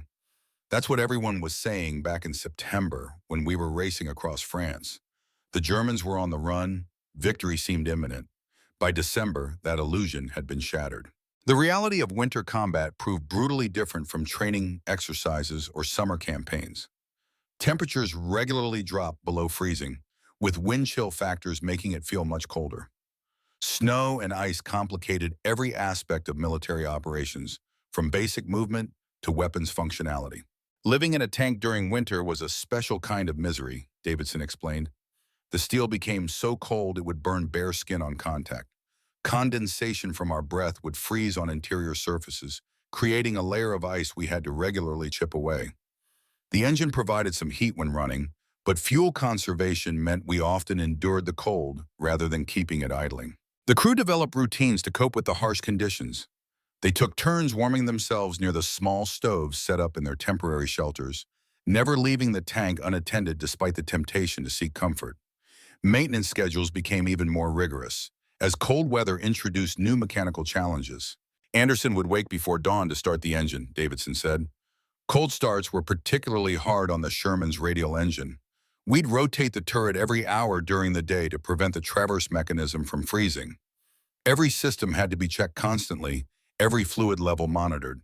The margin for error was gone in those conditions. Food became another challenge. with hot meals a rare luxury delivered by infrequent supply trucks.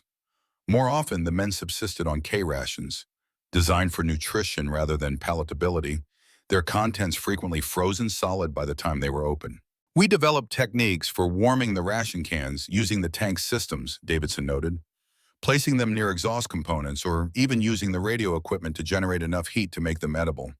It wasn't safe or regulation, but hunger makes innovators of us all. Sleep came in brief stretches, with the men taking turns on watch, while others huddled in whatever shelter was available. Inside the tank, they arranged their bodies to maximize shared warmth. Personal space surrendered to the more pressing need for survival. You learn quickly in those conditions what matters and what doesn't, Davidson reflected. Pride, privacy, personal habits, all those things fade away. What remains is the essential, staying alive, keeping your equipment functioning, and maintaining the bond with your crew. That bond grew stronger through shared hardship, forged in the crucible of cold that tested them continually. Each man developed specific roles beyond their military duties, contributing to the collective survival. Thompson, with his hunting background, proved particularly adept at finding ways to supplement their rations when opportunity allowed. Thompson could spot game movement at distances that seemed impossible, Davidson remembered. More than once, he managed to bring down a rabbit or pheasant with his M1 Garand, giving us a welcome change from the monotony of K rations.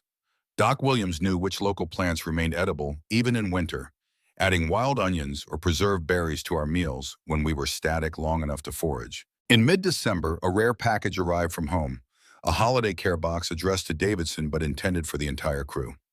His mother, understanding the importance of shared resources in combat, had packed items with characteristic thoughtfulness. That package was like Christmas itself arriving early, Davidson said, smiling at the memory. Woolen socks, hand warmers, chocolate bars, coffee, all the luxuries we couldn't get through normal channels. And tucked inside a hollowed-out loaf of homemade Italian bread was a pint bottle of Kentucky bourbon, smuggled past the censors and supply inspectors. The package's arrival coincided with a brief lull in operations, allowing the crew a rare evening of relative relaxation. Gathered in an abandoned farmhouse that served as their temporary shelter, they shared the bourbon while reminiscing about homes and families far away. That night stands out in my memory, Davidson said softly. We were exhausted, filthy, far from home during the holiday season. But there was something pure about that moment. The five of us sharing stories and that contraband bourbon by the light of a small fire. Anderson talked about his family's Christmas traditions in Minnesota. Thompson described winter hunting trips in Montana. Doc shared memories of medical school Christmas parties. Sparky Johnson, the youngest of the crew, revealed that this would be his first Christmas away from his grandfather, who had raised him after his parents died. The old man had taught him Morse code and basic electronics, skills that had shaped his military career and likely saved his life by placing him in a tank crew rather than infantry. We were all thinking of home that night, Davidson continued, not just the physical places, but what they represented: safety, normalcy, the rhythms of civilian life that seemed increasingly distant. The bourbon loosened tongues, allowing expressions of homesickness that would normally remain unspoken among fighting men.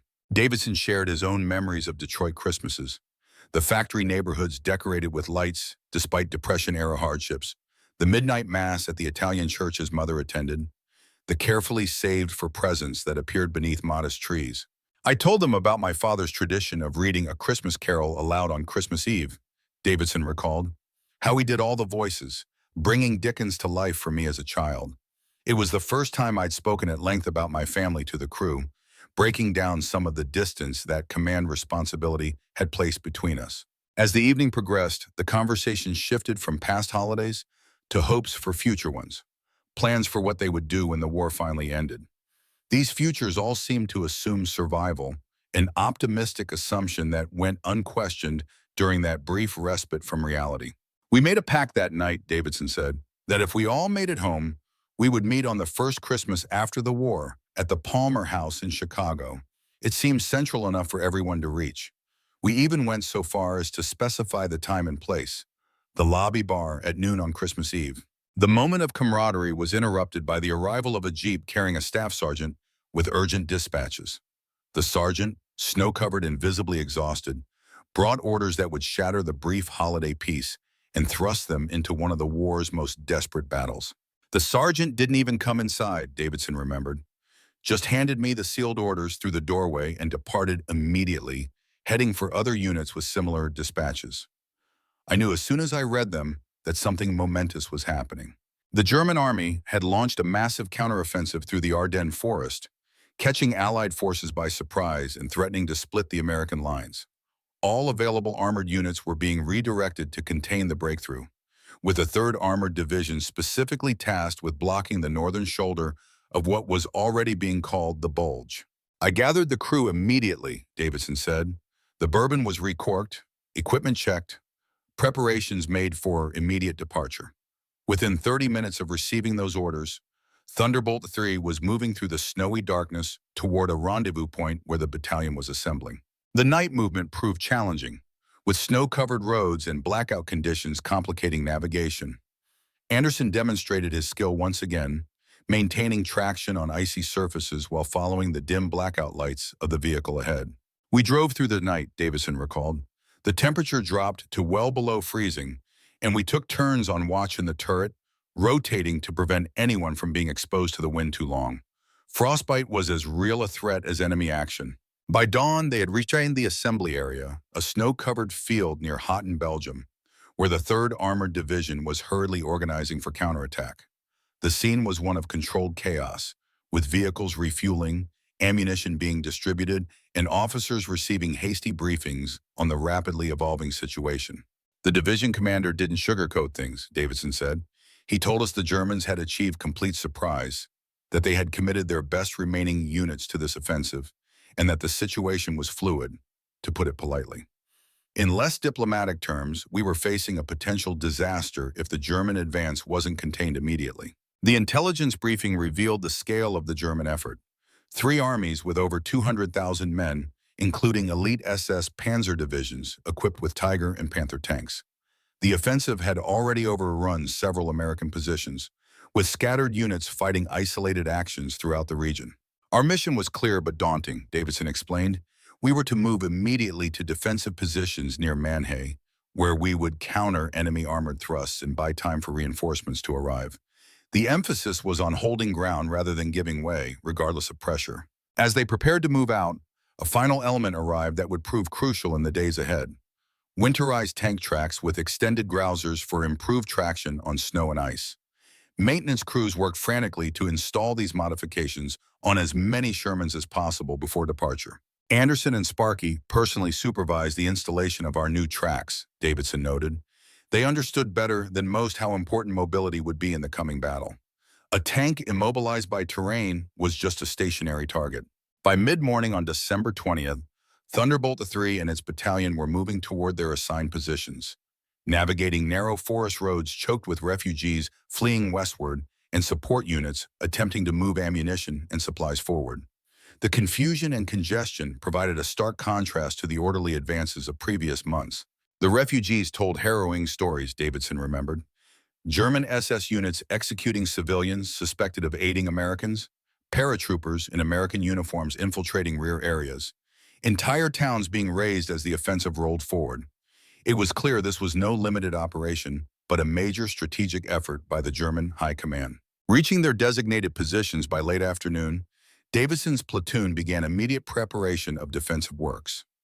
Despite frozen ground that resisted entrenching tools, they managed to create hold-down positions for their tanks, using fallen trees and snowbanks for additional concealment and protection. We worked through the night in shifts, Davidson said, digging fighting positions for the infantry supporting us, clearing fields of fire, establishing communication lines with adjacent units. The temperature continued to drop, and the physical labor was almost welcome as it kept us warm.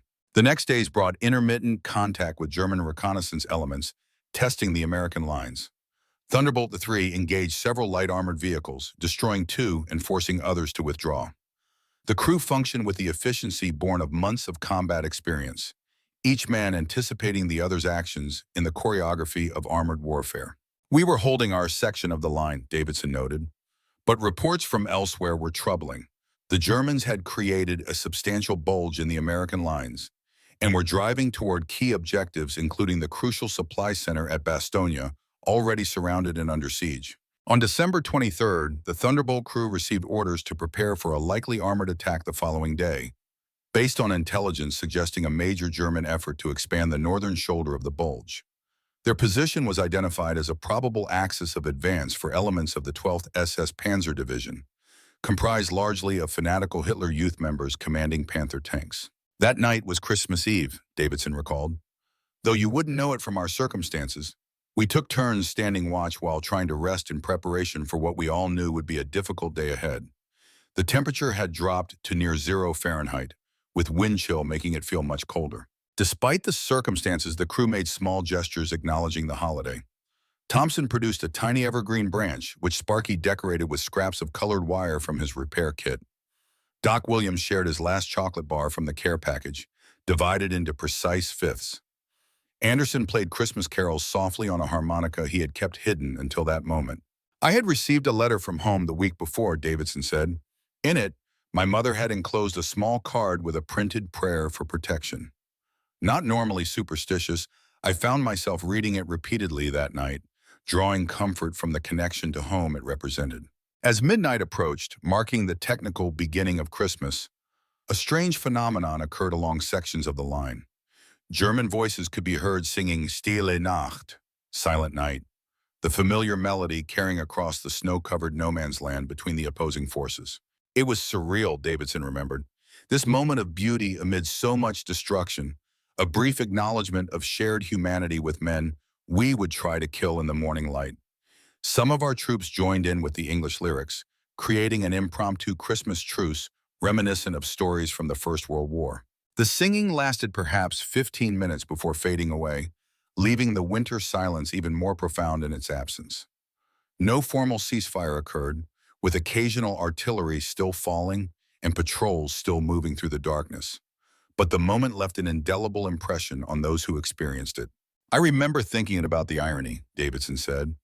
Christmas celebrates peace and goodwill, yet there we were preparing to engage in one of the war's most desperate battles. The contradiction seemed emblematic of the larger insanity of war itself. Dawn on Christmas Day brought clearing skies after days of overcast conditions. The improved visibility was a mixed blessing, allowing better observation of German movements, but also enabling enemy air activity that had been limited by previous weather. We had just completed morning maintenance checks when the first shells began landing, Davidson recalled. Not the usual harassment fire, but concentrated artillery preparation targeting our defensive positions with precision. The Germans were coming in force. The attack materialized as predicted. A battalion-strength force of Panther tanks supported by mechanized infantry and half-tracks, advancing across open ground with the confidence of troops who had experienced recent success. The morning sun glinted off their gun barrels as they moved methodically toward the American lines. I gave the order to hold fire until they reached our predetermined range markers, Davidson explained. Discipline was essential against superior German armor. We needed every shot to count, which meant letting them come closer than comfort would suggest. When the lead German tanks crossed the designated line, 8 Sherman tanks, including Thunderbolt III, fired simultaneously, their shells leaving vapor trails in the cold air. The coordinated volley caught the Germans by surprise, with 3 Panthers hit and disabled in the opening seconds. Thompson put our first round directly into the lead Panther's drive sprocket, Davidson said with pride. Textbook shot that immobilized the vehicle and forced its crew to fight from a stationary position. Doc was already loading the next round before the first shell casing hit the floor. The German formation faltered momentarily but continued its advance, returning fire with the superior 75mm high-velocity guns of their Panther tanks. 2 American Shermans were hit in rapid succession, one brewing up in a catastrophic ammunition explosion that claimed the entire crew. The battle developed into what we called a shoot-and-scoot situation, Davidson explained. Fire from carefully prepared positions, then immediately relocate before German return fire could target your position. Anderson had mastered this technique, moving us between 3 pre-selected positions in a rotating pattern. The infantry on both sides engaged in their own desperate contest, with American soldiers using bazooka teams to target German armor from concealed positions, while German grenadiers attempted to flank the American defenses. The snow became increasingly churned and blackened as the battle progressed, pristine white giving way to the char and grime of combat. By mid-morning, we had accounted for 5 German tanks between our platoon, Davidson noted. But they kept coming, with fresh units replacing those destroyed or damaged. Our ammunition was running low, and there was no immediate prospect of resupply given the confused situation throughout the sector. The tactical situation deteriorated further when German infantry managed to infiltrate a weakness in the American line, threatening to envelop the position from the flank. Davidson made the difficult decision to redeploy 2 of his tanks to counter this threat, weakening the center but preventing a potential collapse of the entire defense. It was a calculated risk, Davidson admitted, thinning our anti-tank screen against the main German thrust, but necessary to prevent being outflanked. In armor operations, threats from the flank or rear are often more dangerous than those to your front. The battle reached its crescendo around noon, with ammunition critically low and both sides having suffered substantial casualties. The Germans had lost 11 tanks and numerous infantry, while the Americans had seen 3 Shermans destroyed and their infantry reduced to approximately 60% combat effectiveness. That's when we received the most welcome Christmas gift imaginable, Davidson recalled with a smile. The distinctive rumble of aircraft engines, followed by the appearance of P with Thunderbolts sweeping in from the west. The weather had cleared enough for air support, and they arrived at our moment of greatest need. The American fighter bombers struck the German formation with rockets, bombs, and strafing runs from their 850 caliber machine guns. The effect was devastating on the exposed German armor and infantry, scattering their formation and destroying several vehicles outright. The Luftwaffe was largely absent by this stage of the war, Davidson explained, which meant Allied aircraft could operate with relative impunity when weather permitted. The psychological impact of air attack on German ground forces was significant, particularly among the younger, less experienced troops. The airstrike broke the momentum of the German attack, allowing the American defenders to consolidate their positions and replenish ammunition from the limited reserves available. The Germans withdrew to regroup, leaving their damaged vehicles and dead on the field as the short winter day began to fade toward darkness. "We'd held our section of the line," Davidson said with quiet satisfaction. "Paid for it in blood and steel, but accomplished our mission." Similar defensive actions across the northern shoulder of the Bulge were gradually containing the German offensive, denying them the rapid breakthrough they needed for strategic success. That evening, with the immediate threat reduced but not eliminated, Davidson gathered his exhausted crew for a brief Christmas observance. From his pack, he produced 5 carefully wrapped packages, small items he had collected over the preceding months in anticipation of the holiday. Nothing elaborate, Davidson remembered. A Swiss pocket knife for Anderson, who had admired mine, a French compass in a brass case for Thompson, who collected navigational instruments, a leather-bound notebook for Doc to replace his tattered medical notes, a small repair kit with precision tools for Sparky. The men accepted these gifts with emotion that transcended the modest nature of the items themselves, recognizing the thought behind them and the bond they represented. In return, they surprised Davidson with a collective gift, a silver star they had salvaged from a damaged decoration set mounted on a pin to replace his tarnished lieutenant's bars. "It wasn't regulation," Davidson said, touching his collar where the makeshift insignia had once been attached. "But it meant more than any official decoration. It represented their respect, which was the only recognition that truly mattered to me as their commander." As Christmas Day ended, the men of Thunderbolt III maintained their vigilance, rotating watch schedules while catching brief periods of rest. The battle had been won, but the campaign continued, with weeks of hard fighting still ahead before the German offensive would be fully contained and reversed. That Christmas in the snow and cold of Belgium taught us something essential about ourselves, Davidson reflected. That we could endure more than we thought possible, that the bond between us transcended the normal relationships of men, and that even in war's darkest moments, humanity's light continues to flicker if we choose to nurture it. The documentary camera lingered on Davidson's weathered face, capturing the complex emotions still evident 75 years later. The Battle of the Bulge would eventually be recognized as the largest and costliest battle fought by American forces in World War II, its outcome decisive in breaking the last significant German offensive capability in the West. For the men who lived through it, like Lieutenant Robert Davidson and his crew, it represented the war's most challenging chapter, a trial by fire and ice that tested not only their combat skills, but the depths of their character and resilience. Chapter 14, the Ardennes. The days following Christmas brought little respite as the Battle of the Bulge continued with undiminished ferocity. The German offensive had been contained but not defeated, with determined enemy forces still holding much of the territory gained in their initial breakthrough. For the men of the 3rd Armored Division, including Thunderbolt III and its crew, the mission evolved from defensive holding actions to counter-offensive operations aimed at reducing the Bulge. December 26 brought new orders, Davidson recalled, tracing the battle lines on a weathered map spread before the documentary crew.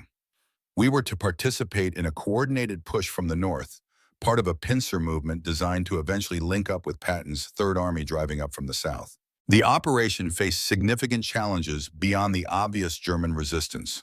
Winter weather continued to hamper movement and limit air support, while supply lines stretched thin by the German advance struggled to deliver the fuel, ammunition, and rations necessary for sustained combat operations. We were operating on reduced rations, Davidson explained, 3/4 fuel loads, limited ammunition reserves, minimal resupply. The Quartermaster Corps was performing miracles just to keep us functioning at that level, given the circumstances. Thunderbolt III and its battalion were tasked with securing a critical road junction that would enable broader movement of Allied forces into the northern portion of the Bulge.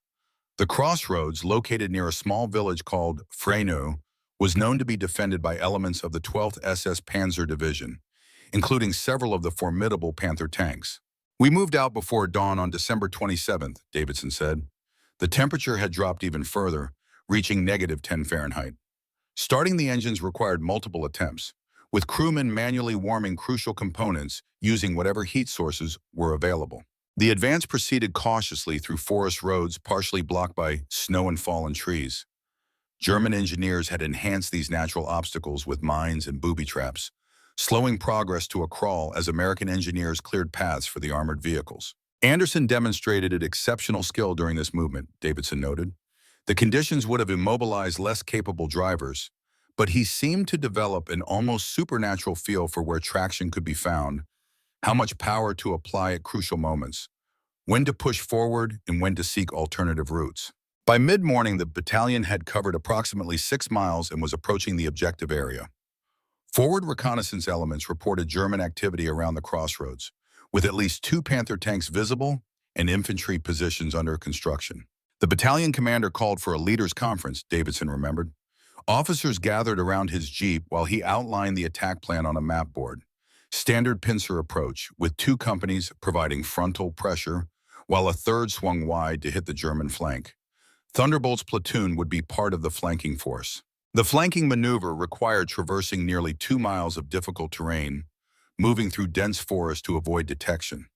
The cold actually proved advantageous in this regard, freezing the ground enough to support the Sherman's weight where mud might otherwise have bogged them down. We moved in single file, Davidson explained, minimum distance between vehicles, maintaining strict noise discipline, radio silence except for emergencies. The success of the entire operation depended on achieving surprise with this flanking movement. The forest passage took nearly 3 hours, with frequent stops to navigate particularly challenging sections or address minor mechanical issues before they became major problems. By early afternoon, the flanking force had reached its attack position, a ridgeline overlooking the crossroads from the east, while the main force prepared to advance from the north. I remember checking my watch repeatedly, Davidson said. Synchronization was crucial. The frontal attack would begin at precisely 14:30 hours, drawing German attention and fire. Our flanking attack would commence 3 minutes later, catching them in a devastating crossfire if executed properly. At the designated time, the sound of tank and artillery fire erupted from the north as the main American force engaged the German defenses. Through his binoculars, Davidson could see the German tanks and infantry responding, focusing their attention on the threat to their front. I gave final instructions to my platoon, Davidson recalled, targeting priorities, fields of fire, rally points if we became separated. Then at exactly 14:33 hours, we began our advance down the wooded slope toward the unsuspecting German flank.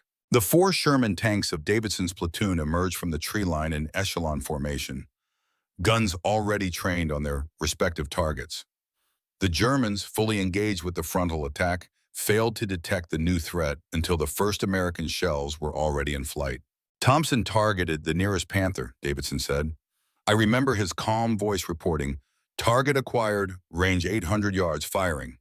The shell struck the German tank's side armor where it was most vulnerable, penetrating cleanly and igniting ammunition inside. The sudden appearance of American tanks on their flank threw the German defenses into confusion. Their carefully prepared positions, oriented toward the northern approach, provided little protection from this unexpected direction. A second Panther was disabled before its turret could fully traverse to meet the new threat. The crossfire effect was devastating, Davidson explained. Germans attempting to reposition to face our flanking attack exposed themselves to the main force advancing from the north. Those maintaining their original orientation were vulnerable to our fire from the east. It was a textbook execution of tactical principles we'd studied but rarely had the opportunity to implement so perfectly. The German force attempted a fighting withdrawal, seeking to extract their remaining armor and establish a new defensive line further south. Davidson's platoon, anticipating this movement, had positioned to intercept their most likely retreat route, creating a gauntlet the Germans were forced to navigate under continuous fire. Anderson positioned Thunderbolt III behind a stone farmhouse, Davidson recalled, giving us excellent cover while allowing Thompson to engage the retreating German vehicles. We accounted for a Panther, 2 half-tracks, and an ammunition truck in rapid succession. The battle for the crossroads lasted approximately 2 hours, ending with the Germans in full retreat and American forces securing the objective. The cost had been significant, with the battalion losing 5 Shermans and suffering numerous infantry casualties, but the strategic value of the position justified the expenditure. We established defensive positions before nightfall, Davidson said, expecting a German counterattack that never materialized. Intelligence later revealed that the 12th SS had been ordered to consolidate elsewhere, abandoning attempts to hold this particular sector. The successful operation contributed to the broader Allied counteroffensive, gradually reducing the Bulge through similar actions across the front. For the men of Thunderbolt III, it represented a textbook engagement where planning, execution, and individual skill combined to achieve a clear-cut victory. That evening brought another change in weather, Davidson remembered. The temperature rose slightly, and snow began falling again, heavy flakes that reduced visibility to near zero. We rotated watch shifts through the night, every man exhausted but grimly satisfied with the day's accomplishment. The following morning brought orders for continued advance, pushing deeper into territory recently held by German forces. The 3rd Armored Division would spearhead this movement, living up to their nickname as the Spearhead Division by aggressively exploiting the previous day's success. We encountered less resistance than expected, Davidson noted. Intelligence suggested the Germans were withdrawing to conserve strength, recognizing that their offensive had culminated without achieving strategic objectives. They were trading space for time, attempting to extract their valuable armored units before they could be encircled. The advance continued through increasingly difficult conditions as the weather deteriorated further. Snowfall intensified, reducing visibility and complicating navigation. The temperature fluctuated, creating periods where snow melted slightly, then refroze, coating every surface with treacherous ice. Movement became our greatest challenge, Davidson explained. Even with winterized tracks, the Shermans struggled in certain terrain. We adopted a rotation system where each tank would break trail for a specified distance before another took the lead, distributing the increased fuel consumption and mechanical strain. Despite these challenges, the American forces maintained steady progress, recovering villages and crossroads that had been lost during the initial German offensive. The retreating enemy left evidence of their hasty withdrawal, abandoned equipment, disabled vehicles, and occasionally their own wounded, left behind in the movement of retreat. We treated all prisoners and wounded according to the Geneva Convention, Davidson emphasized. Despite the temptation for retribution after discovering evidence of atrocities against American prisoners and Belgian civilians, maintaining that moral distinction was essential to remembering what we were fighting for. By New Year's Eve, the Allied counteroffensive had recovered significant portions of the territory lost during the German breakthrough. The 3rd Armored Division had advanced approximately 20 miles against determined but decreasing resistance, contributing substantially to the reduction of the Bulge. We welcomed 1945 in a small Belgian village we'd helped liberate, Davidson recalled. The grateful residents, despite having almost nothing themselves after German occupation, somehow produced wine and food to share with their American liberators. It was a moment of humanity amid the larger inhumanity of war. The new year brought intensified operations as improving weather allowed greater air support and supply movement. The German forces, recognizing the inevitability of defeat in the Ardennes, began a more general withdrawal toward their defensive positions along the Siegfried Line on the German border. By mid-January, it was clear the German offensive had failed completely, Davidson explained. What had begun as a bold strategic stroke aimed at splitting the Allied armies and potentially forcing a negotiated peace had ended as a costly defeat that consumed Germany's last significant operational reserves in the West. For the men of Thunderbolt III, like thousands of American soldiers across the Ardennes front, the Battle of the Bulge represented both their greatest challenge and their finest achievement.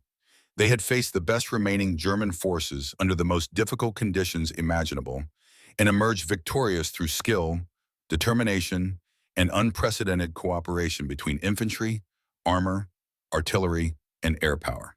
The battle changed us, Davidson reflected. We entered it as experienced soldiers but emerged as veterans in the deepest sense. The Ardennes tested not just our tactical proficiency, but our fundamental character, our will to endure beyond what seemed humanly possible. The historical significance of the battle would only become fully apparent in the war's aftermath, recognized as the engagement that broke Germany's last offensive capability and set the stage for the final Allied drive into the German homeland. At the time, for the men who fought it, it represented simply one more bloody chapter in a conflict that had consumed years of their lives. When the Bulge was fully reduced in late January, Davidson concluded, we received new orders redirecting our division toward the Rhine River.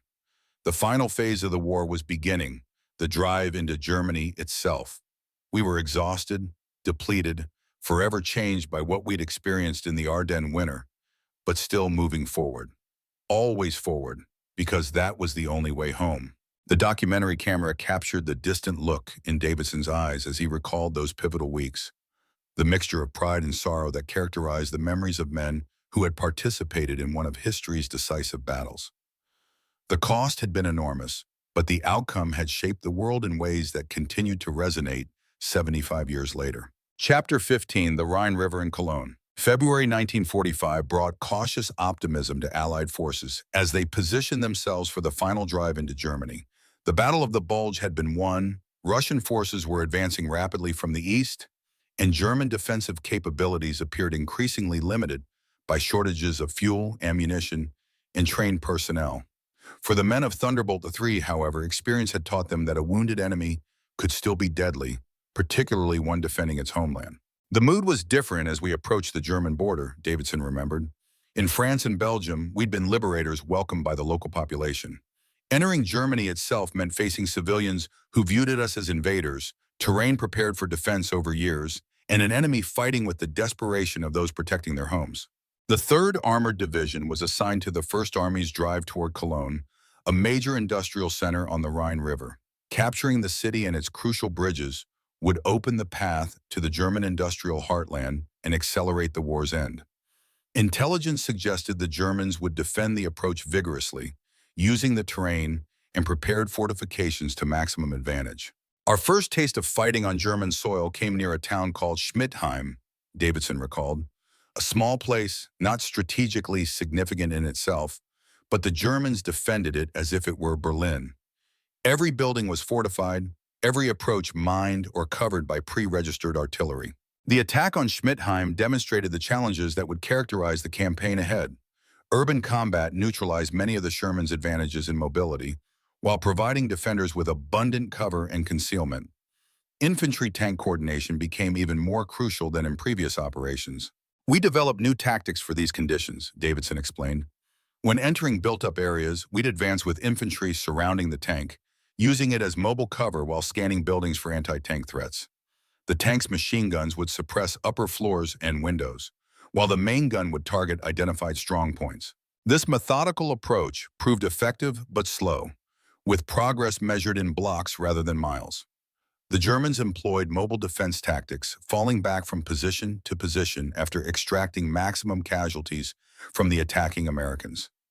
Every crossroad, bridge, and village required a separate operation to secure.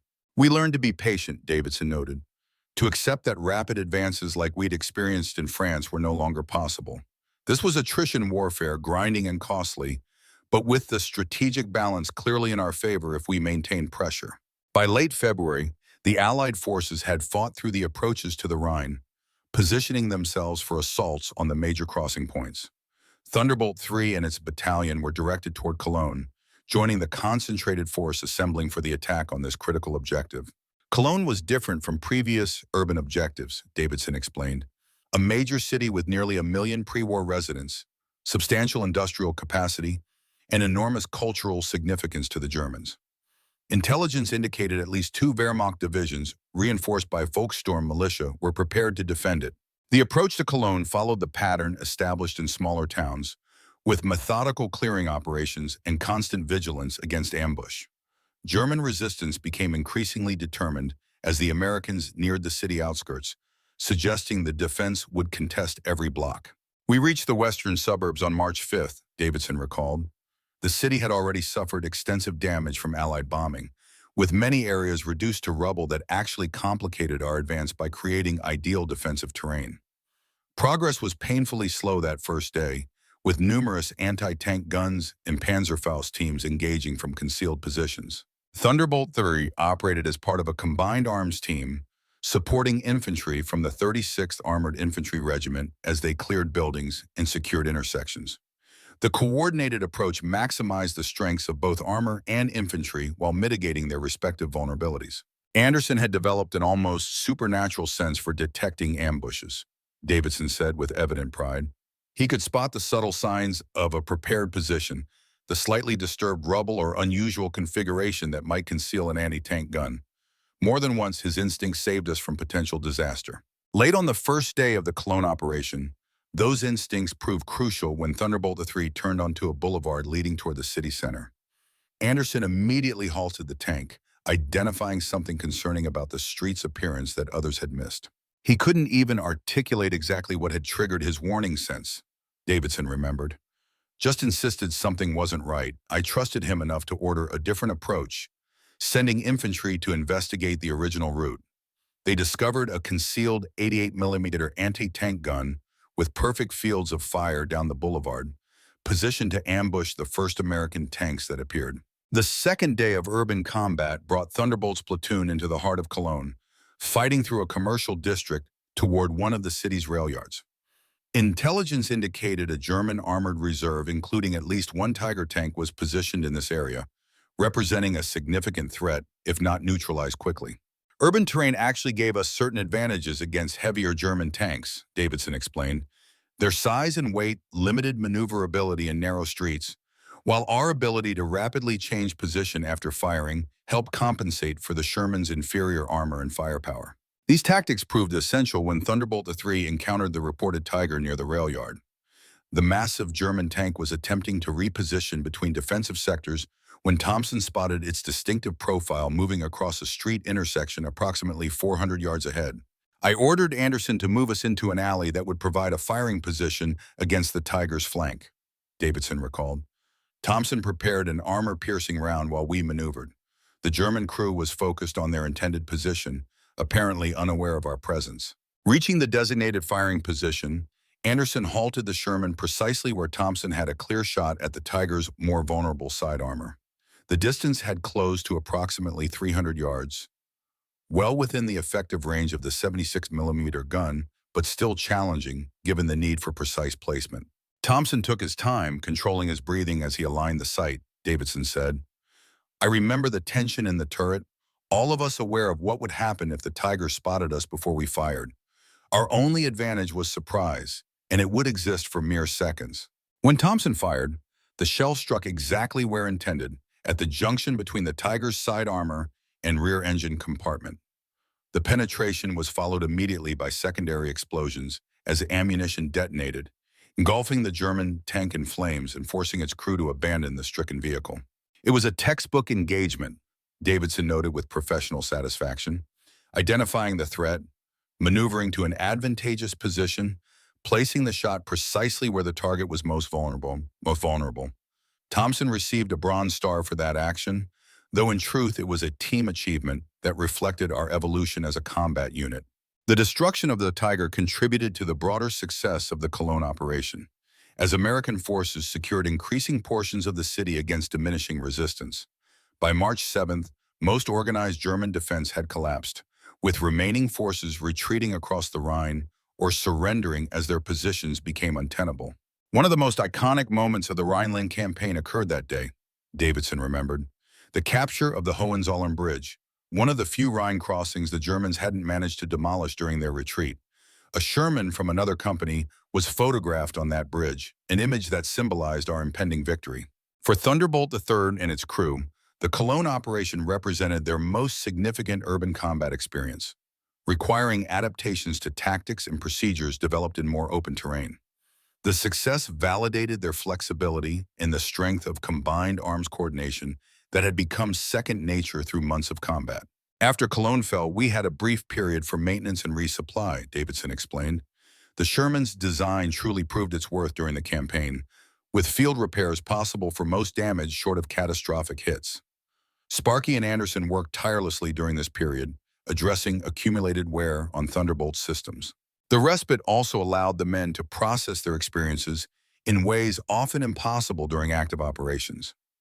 The psychological impact of fighting within Germany itself, surrounded by the civilian population of their enemy, created complex emotions that each man handled differently. Thompson became even more reserved, if such a thing were possible, Davidson noted. Doc Williams displayed increased concern for German civilian casualties, particularly children, often providing medical assistance despite limited supplies. Anderson maintained a professional detachment, while Sparky exhibited greater anger toward evidence of Nazi ideology encountered in the city. For Davidson himself, the experience reinforced the moral clarity of their mission. Seeing firsthand the physical manifestations of the regime they fought against, from swastika banners to Hitler youth facilities, confirmed the necessity of what had become a grinding, costly campaign. One incident stands out from those days in Cologne, Davidson said. We discovered a basement where forced laborers from Eastern Europe had been housed while working in a nearby factory. The conditions were appalling, with clear evidence of starvation and abuse. It hardened our resolve to see the job through to completion, regardless of the cost. As March progressed, Allied forces consolidated positions along the Rhine, preparing for the final push into Germany's industrial heartland. The 3rd Armored Division was assigned to Operation Plunder, the massive crossing of the Rhine that would open the path to encirclement of the Ruhr in the northern approach to Berlin. We knew we were witnessing history, Davidson reflected. The crossing of the Rhine represented the final breach of Germany's natural defenses, the beginning of the end for the Nazi regime. After nearly a year of continuous combat from Normandy forward, we could finally glimpse the war's conclusion on the horizon. For the men of Thunderbolt III, like thousands of Allied soldiers poised along the Rhine, the river crossing symbolized more than a tactical operation. It represented the threshold between the long struggle behind them and the final drive that would carry them, ultimately, toward home. We stored extra rations and ammunition in every available space, Davidson remembered.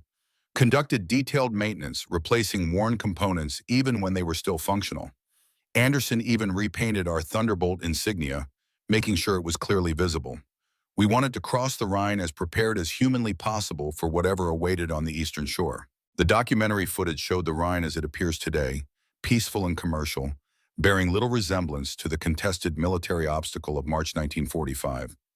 Yet in Davidson's eyes, as he gazed at the images, the river remained what it had been then, the gateway to Germany's heartland and the final phase of a war that had consumed the world for nearly 6 years. Chapter 16, Ending and Beginning. The crossing of the Rhine marked the beginning of the war's final phase, as Allied forces pushed deeper into Germany against increasingly disorganized resistance. April 1945 found the 3rd Armored Division advancing rapidly eastward, exploiting breakthroughs and occasionally engaging German units still capable of coordinated defense. For Lieutenant Robert Davidson and the crew of Thunderbolt III, these weeks brought a mixture of combat intensity, growing optimism, and reflection on the long journey from Normandy beaches to the German heartland. The nature of the war changed after the Rhine, Davidson explained to the documentary crew. German resistance became more fragmented, less coordinated. We would encounter fanatical defense in one village, then advance unopposed through the next. The Wehrmacht was disintegrating as a coherent fighting force, though individual units remained dangerous. Thunderbolt III participated in the encirclement of the Ruhr pocket, a massive operation that trapped over 300,000 German troops in Germany's industrial core. The maneuver exemplified the fluid, mobile warfare that American armored divisions had been designed to execute, with rapid advances covering dozens of miles daily. Anderson thrived during this period, Davidson remembered. The constraints of urban combat were behind us, and he could demonstrate the full potential of the Sherman's mobility. We frequently operated at the very tip of the advance, serving as the spearhead of the Spearhead Division. This forward position brought both opportunity and risk, as Thunderbolt occasionally encountered German units unaware that American forces had penetrated so deeply. One such engagement occurred near a small town called Paderborn, where elements of the German 106th Panzer Brigade were attempting to organize a defensive position. We literally surprised each other, Davidson recalled, cresting a hill to find German armor, refueling less than 500 yards away. Neither force was prepared for the encounter, leading to a moment of shocked recognition before combat instincts took over. The resulting engagement favored the Americans, with Thunderbolt firing first and disabling 2 German Panzer IVs before they could mount an effective response. The remaining German vehicles retreated in disorder, abandoning equipment and supplies in their haste to escape. That encounter was characteristic of the campaign's final weeks, Davidson noted. The Germans still possessed significant weaponry, but lacked the fuel, ammunition, and coordinated command structure to employ it effectively. Increasingly, we faced either fanatical last stands or mass surrenders with little middle ground. The evidence of Nazi atrocities became more apparent as the Allied forces advanced into areas previously hidden from outside observation. Concentration camps and forced labor facilities were discovered, revealing horrors that transformed the Allied soldiers' understanding of what they had been fighting against. We came across a satellite labor camp near Nordhausen, Davidson said, his voice tightening at the memory. Not one of the largest facilities, but bad enough. Hundreds of emaciated prisoners, many near death, working on V-2 rocket components in underground facilities. The site affected each of us differently, but none emerged unchanged. The experience reinforced the moral clarity of their mission, silencing whatever doubts might have emerged through the long months of combat. The abstract evil they had fought against had taken concrete form, validating every sacrifice made during the campaign from Normandy forward. Doc Williams worked for 48 hours straight, treating the survivors with our limited medical supplies, Davidson remembered. Thompson, normally so reserved, openly wept at what we discovered. Anderson organized transportation for those strong enough to be moved to proper medical facilities. Sparky rigged electrical systems to provide light and heat in buildings converted to temporary hospitals. For Davidson, the discovery created a renewed sense of purpose during what would prove to be the war's final weeks. The exhaustion and combat fatigue that had accumulated over months of continuous operations gave way to determination to see the mission through to its conclusion. We pushed harder after that, Davidson explained, accepted greater risks, extended our operational tempo beyond what would normally be sustainable. Every day, the war continued, meant more suffering for those still under Nazi control. The end was clearly approaching, and we were determined to accelerate it however possible. By mid-April, Allied forces had penetrated deep into Germany, with the Russians advancing rapidly from the east toward an eventual meeting at the Elbe River.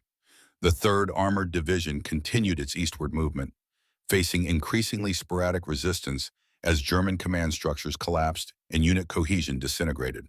We received news of President Roosevelt's death during this period, Davidson recalled. It hit morale hard initially, creating uncertainty about leadership during the war's critical final phase. But there was little time to dwell on even something so momentous, as operations continued without pause. The nature of combat evolved as organized resistance declined, with American forces encountering more irregular fighters, including Hitler Youth and Volkssturm militia. These units often lacked proper training, but compensated with fanatical determination, creating unpredictable and potentially dangerous situations. The most difficult engagements were with the Hitler Youth formations, Davidson noted. Boys as young as 14 or 15 indoctrinated their entire lives, fighting with a fatalistic intensity that regular Wehrmacht troops had largely abandoned. Taking prisoners became problematic, as they would often fake surrender only to attempt suicide attacks. On April 25, 1945, elements of the American First Army met Soviet forces at the Elbe River, effectively cutting Germany in half and signaling the war's imminent conclusion. Though Thunderbolt III was not directly involved in this historic link-up, the news spread rapidly throughout the Allied forces, generating celebrations among troops who sensed their long mission was nearing completion. "We were operating near a town called Mersburg when we heard about the LB meeting," Davidson remembered. "The reaction was subdued compared to what civilians might expect. After so many months of combat, after losing so many comrades, our emotions were complex. Relief certainly, but also a wariness born of experience. The war hadn't officially ended, and men were still dying daily." This cautious perspective proved wise, as Thunderbolt's platoon encountered determined resistance the very next day from SS troops defending an airfield outside Mersburg. The engagement developed into one of the unit's last significant battles, a 4-hour struggle that resulted in multiple American casualties despite the war's obviously approaching end. "That was perhaps the most frustrating combat experience of the entire campaign," Davidson said. "Losing men when peace seemed so close, when the strategic outcome was already determined beyond any doubt. Every casualty felt especially tragic, a life sacrificed after the war was effectively decided, but before the enemy would acknowledge defeat." Thunderbolt III emerged from this engagement with minor damage, but no crew injuries, continuing operations as the Allied forces consolidated control over increasingly large portions of Germany. By the end of April, Davidson's platoon was tasked primarily with occupation duties, securing key facilities and processing the thousands of German soldiers surrendering daily. The transition from combat to occupation happened gradually, then suddenly, Davidson explained. "One day we were still engaging pockets of resistance, the next establishing checkpoints and overseeing disarmament. The mental adjustment was challenging after months of operating in a combat mindset." News of Hitler's suicide on April 30th reached the American forces quickly, generating cautious optimism that formal surrender might soon follow. The Thunderbolt crew, like units across the European theater, maintained operational readiness while awaiting developments at the strategic level. "We were bivouacked near a small German village when confirmation of the surrender came through," Davidson recalled, emotion briefly overtaking his typical reserve. "May 8, 1945. The radio operator brought the message directly to me, his hands shaking as he delivered the paper. I gathered the crew immediately, wanting them to hear it together." Davidson read the official notification aloud to his men, the simple military language declaring the cessation of hostilities effective immediately. The moment they had worked toward through nearly a year of continuous combat had finally arrived, bringing with it emotions too complex for immediate processing. There was no cheering, no celebration of the sort civilians might imagine, Davidson noted. Just 5 men standing in a circle, looking at each other with the realization that we had survived when so many others hadn't. Thompson removed his helmet for the first time in my memory outside of sleep. Doc Williams said a quiet prayer. Anderson and Sparky simply stood at attention, as if rendering honors to those who hadn't lived to see this moment. The official end of hostilities brought immediate practical changes, with combat operations replaced by occupation duties and preparations for eventual redeployment. The uncertainty about whether Thunderbolt's unit would be sent to the Pacific Theater for the ongoing war against Japan created a mixture of relief and anxiety about the future. "The weeks following the surrender were surreal," Davidson remembered. "We established ourselves in a small German town, maintaining security and processing prisoners while awaiting orders. The contrast with our previous existence was stark, from constant movement and combat to relatively static security operations. This period allowed for long-delayed maintenance on both equipment and personnel.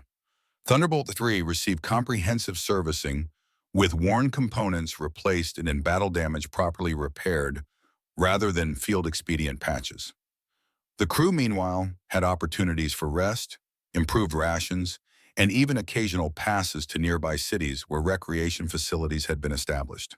We had been operating at such intensity for so long that the adjustment to relative normality was almost disorienting," Davidson explained. "Simple pleasures like a hot shower, clean clothes, or a meal eaten without constant vigilance seemed strange, almost unnatural after our months at the front." The men of Thunderbolt processed their experiences differently during this transition period. Thompson spent hours alone, often writing letters or simply sitting in contemplative silence. Doc Williams volunteered at medical facilities, treating both military personnel and German civilians. Anderson immersed himself in vehicle maintenance, while Sparky became involved in establishing electrical systems for American occupation facilities. I found myself reflecting on the journey we'd shared, Davidson said. From the nervous anticipation of Normandy to the hard-won expertise of veteran combat soldiers, we had changed in ways difficult to articulate, transformed by experiences that those who hadn't shared them could never fully comprehend. In late May, orders arrived clarifying the unit's future. The 3rd Armored Division would remain in Germany as part of the occupation forces for the immediate future, with potential redeployment to the Pacific dependent on how that campaign progressed. For the men of Thunderbolt, this meant continued service together rather than immediate separation. The prospect of Pacific deployment was concerning, Davidson admitted. We had developed expertise in European warfare against a specific enemy with particular tactics and equipment. The Pacific theater presented entirely different challenges, requiring significant adaptation of everything we'd learned. This concern became moot on August 14, 1945, when news of Japan's surrender following the atomic bombings reached American forces in Europe. The war had ended completely, shifting focus entirely to occupation duties and eventual return to civilian life. The Japanese surrender affected us differently than the German capitulation, Davidson noted. It meant unequivocally that we would be going home, that our wartime service had definitive boundaries. The only questions were when and how the process would unfold. The answers came through the implementation of the point system, which prioritized return to the United States based on length of service, combat experience, decorations, and family status. Under this system, the original members of Thunderbolt qualified for relatively early repatriation, though administrative delays would extend their European service for several more months. We received notification in September that our return process would begin the following month, Davidson recalled. The news was welcome but bittersweet, as it meant the inevitable separation of our crew. We had lived in closer proximity than family for nearly a year, relying on each other for survival through the most extreme circumstances imaginable. The final weeks in Europe included formal ceremonies recognizing the 3rd Armored Division's contributions to the Allied victory, with awards presentations and unit citations acknowledging their role from Normandy through Germany. For the men themselves, however, the most meaningful recognition came from each other. We held our own private ceremony the night before processing began, Davidson said softly. Nothing elaborate, just the 5 of us gathering with a bottle of cognac Sparky had somehow acquired. We toasted those who hadn't survived, acknowledged what we'd accomplished together, and reaffirmed the promise made months earlier to meet after returning home. The processing for return took place in stages, with the men separated according to their destinations within the United States. Final goodbyes were exchanged on a rainy October morning as they boarded different transport vehicles bound for coastal embarkation points. Thompson was the last I saw, Davidson remembered. He wasn't a man comfortable with emotion or verbal expression, but as we shook hands, he said simply, "Wouldn't have made it without you, Lieutenant." Coming from him, it was the equivalent of an elaborate speech, and I valued it accordingly. The journey home reversed their path of arrival, with transportation to channel ports, boarding of troop ships, and the Atlantic crossing that would return them to American soil. The conditions were considerably more comfortable than their eastbound journey, with the ships configured for returning heroes rather than troops bound for combat. Seeing the Statue of Liberty as we entered New York Harbor affected me more powerfully than I was prepared for, Davidson admitted, emotion evident even 75 years later. It represented everything we had fought to preserve, the ideals that had sustained us through the darkest moments. Men wept openly on deck, unashamed of displaying feelings that combat had taught them to suppress. The welcome home exceeded expectations, with cheering crowds, bands, and official greeters meeting the returning ships. After brief processing at Camp Kilmer, New Jersey, the men received their official discharge papers, final pay, and transportation allowances to their respective hometowns.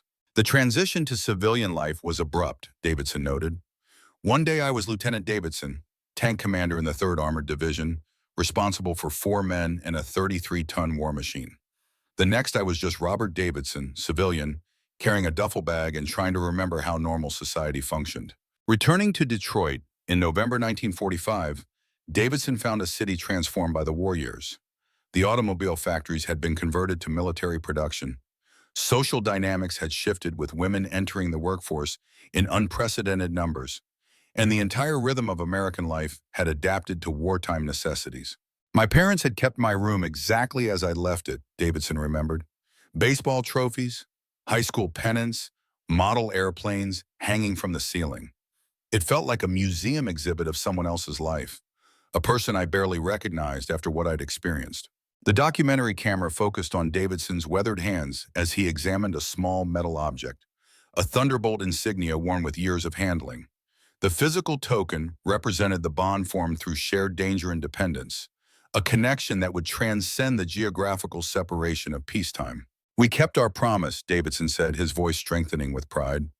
Christmas Eve, 1946, at the Palmer House in Chicago, all five of us made it, converging from different states and different directions.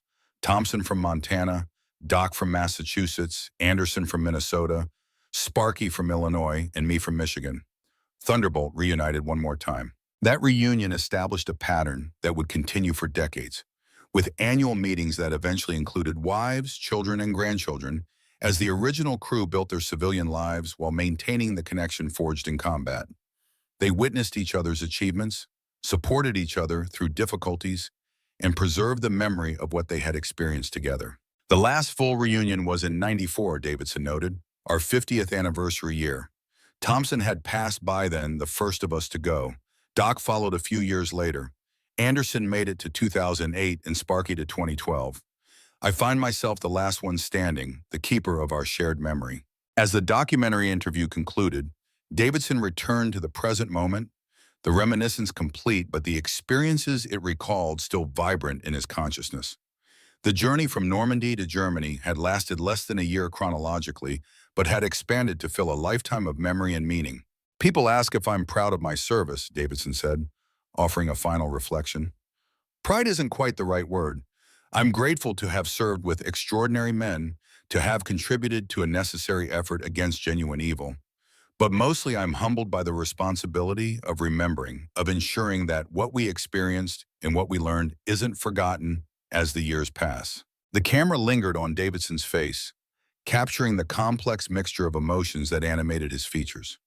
Behind him, visible on the wall of his home, hung a framed photograph of 5 young men standing before a Sherman tank, a lightning bolt emblazoned on its turret, their expressions serious, but their posture conveying unspoken confidence in each other and their shared purpose. We weren't heroes, Davidson concluded, his voice steady and certain. We were ordinary men in extraordinary circumstances, doing what the moment demanded of us. If there's anything heroic worth remembering, it's the bonds we formed, the sacrifices we witnessed in each other, and the ideals we believe were worth defending. That's the legacy of Thunderbolt, and all the units like us who did what needed doing when our nation called.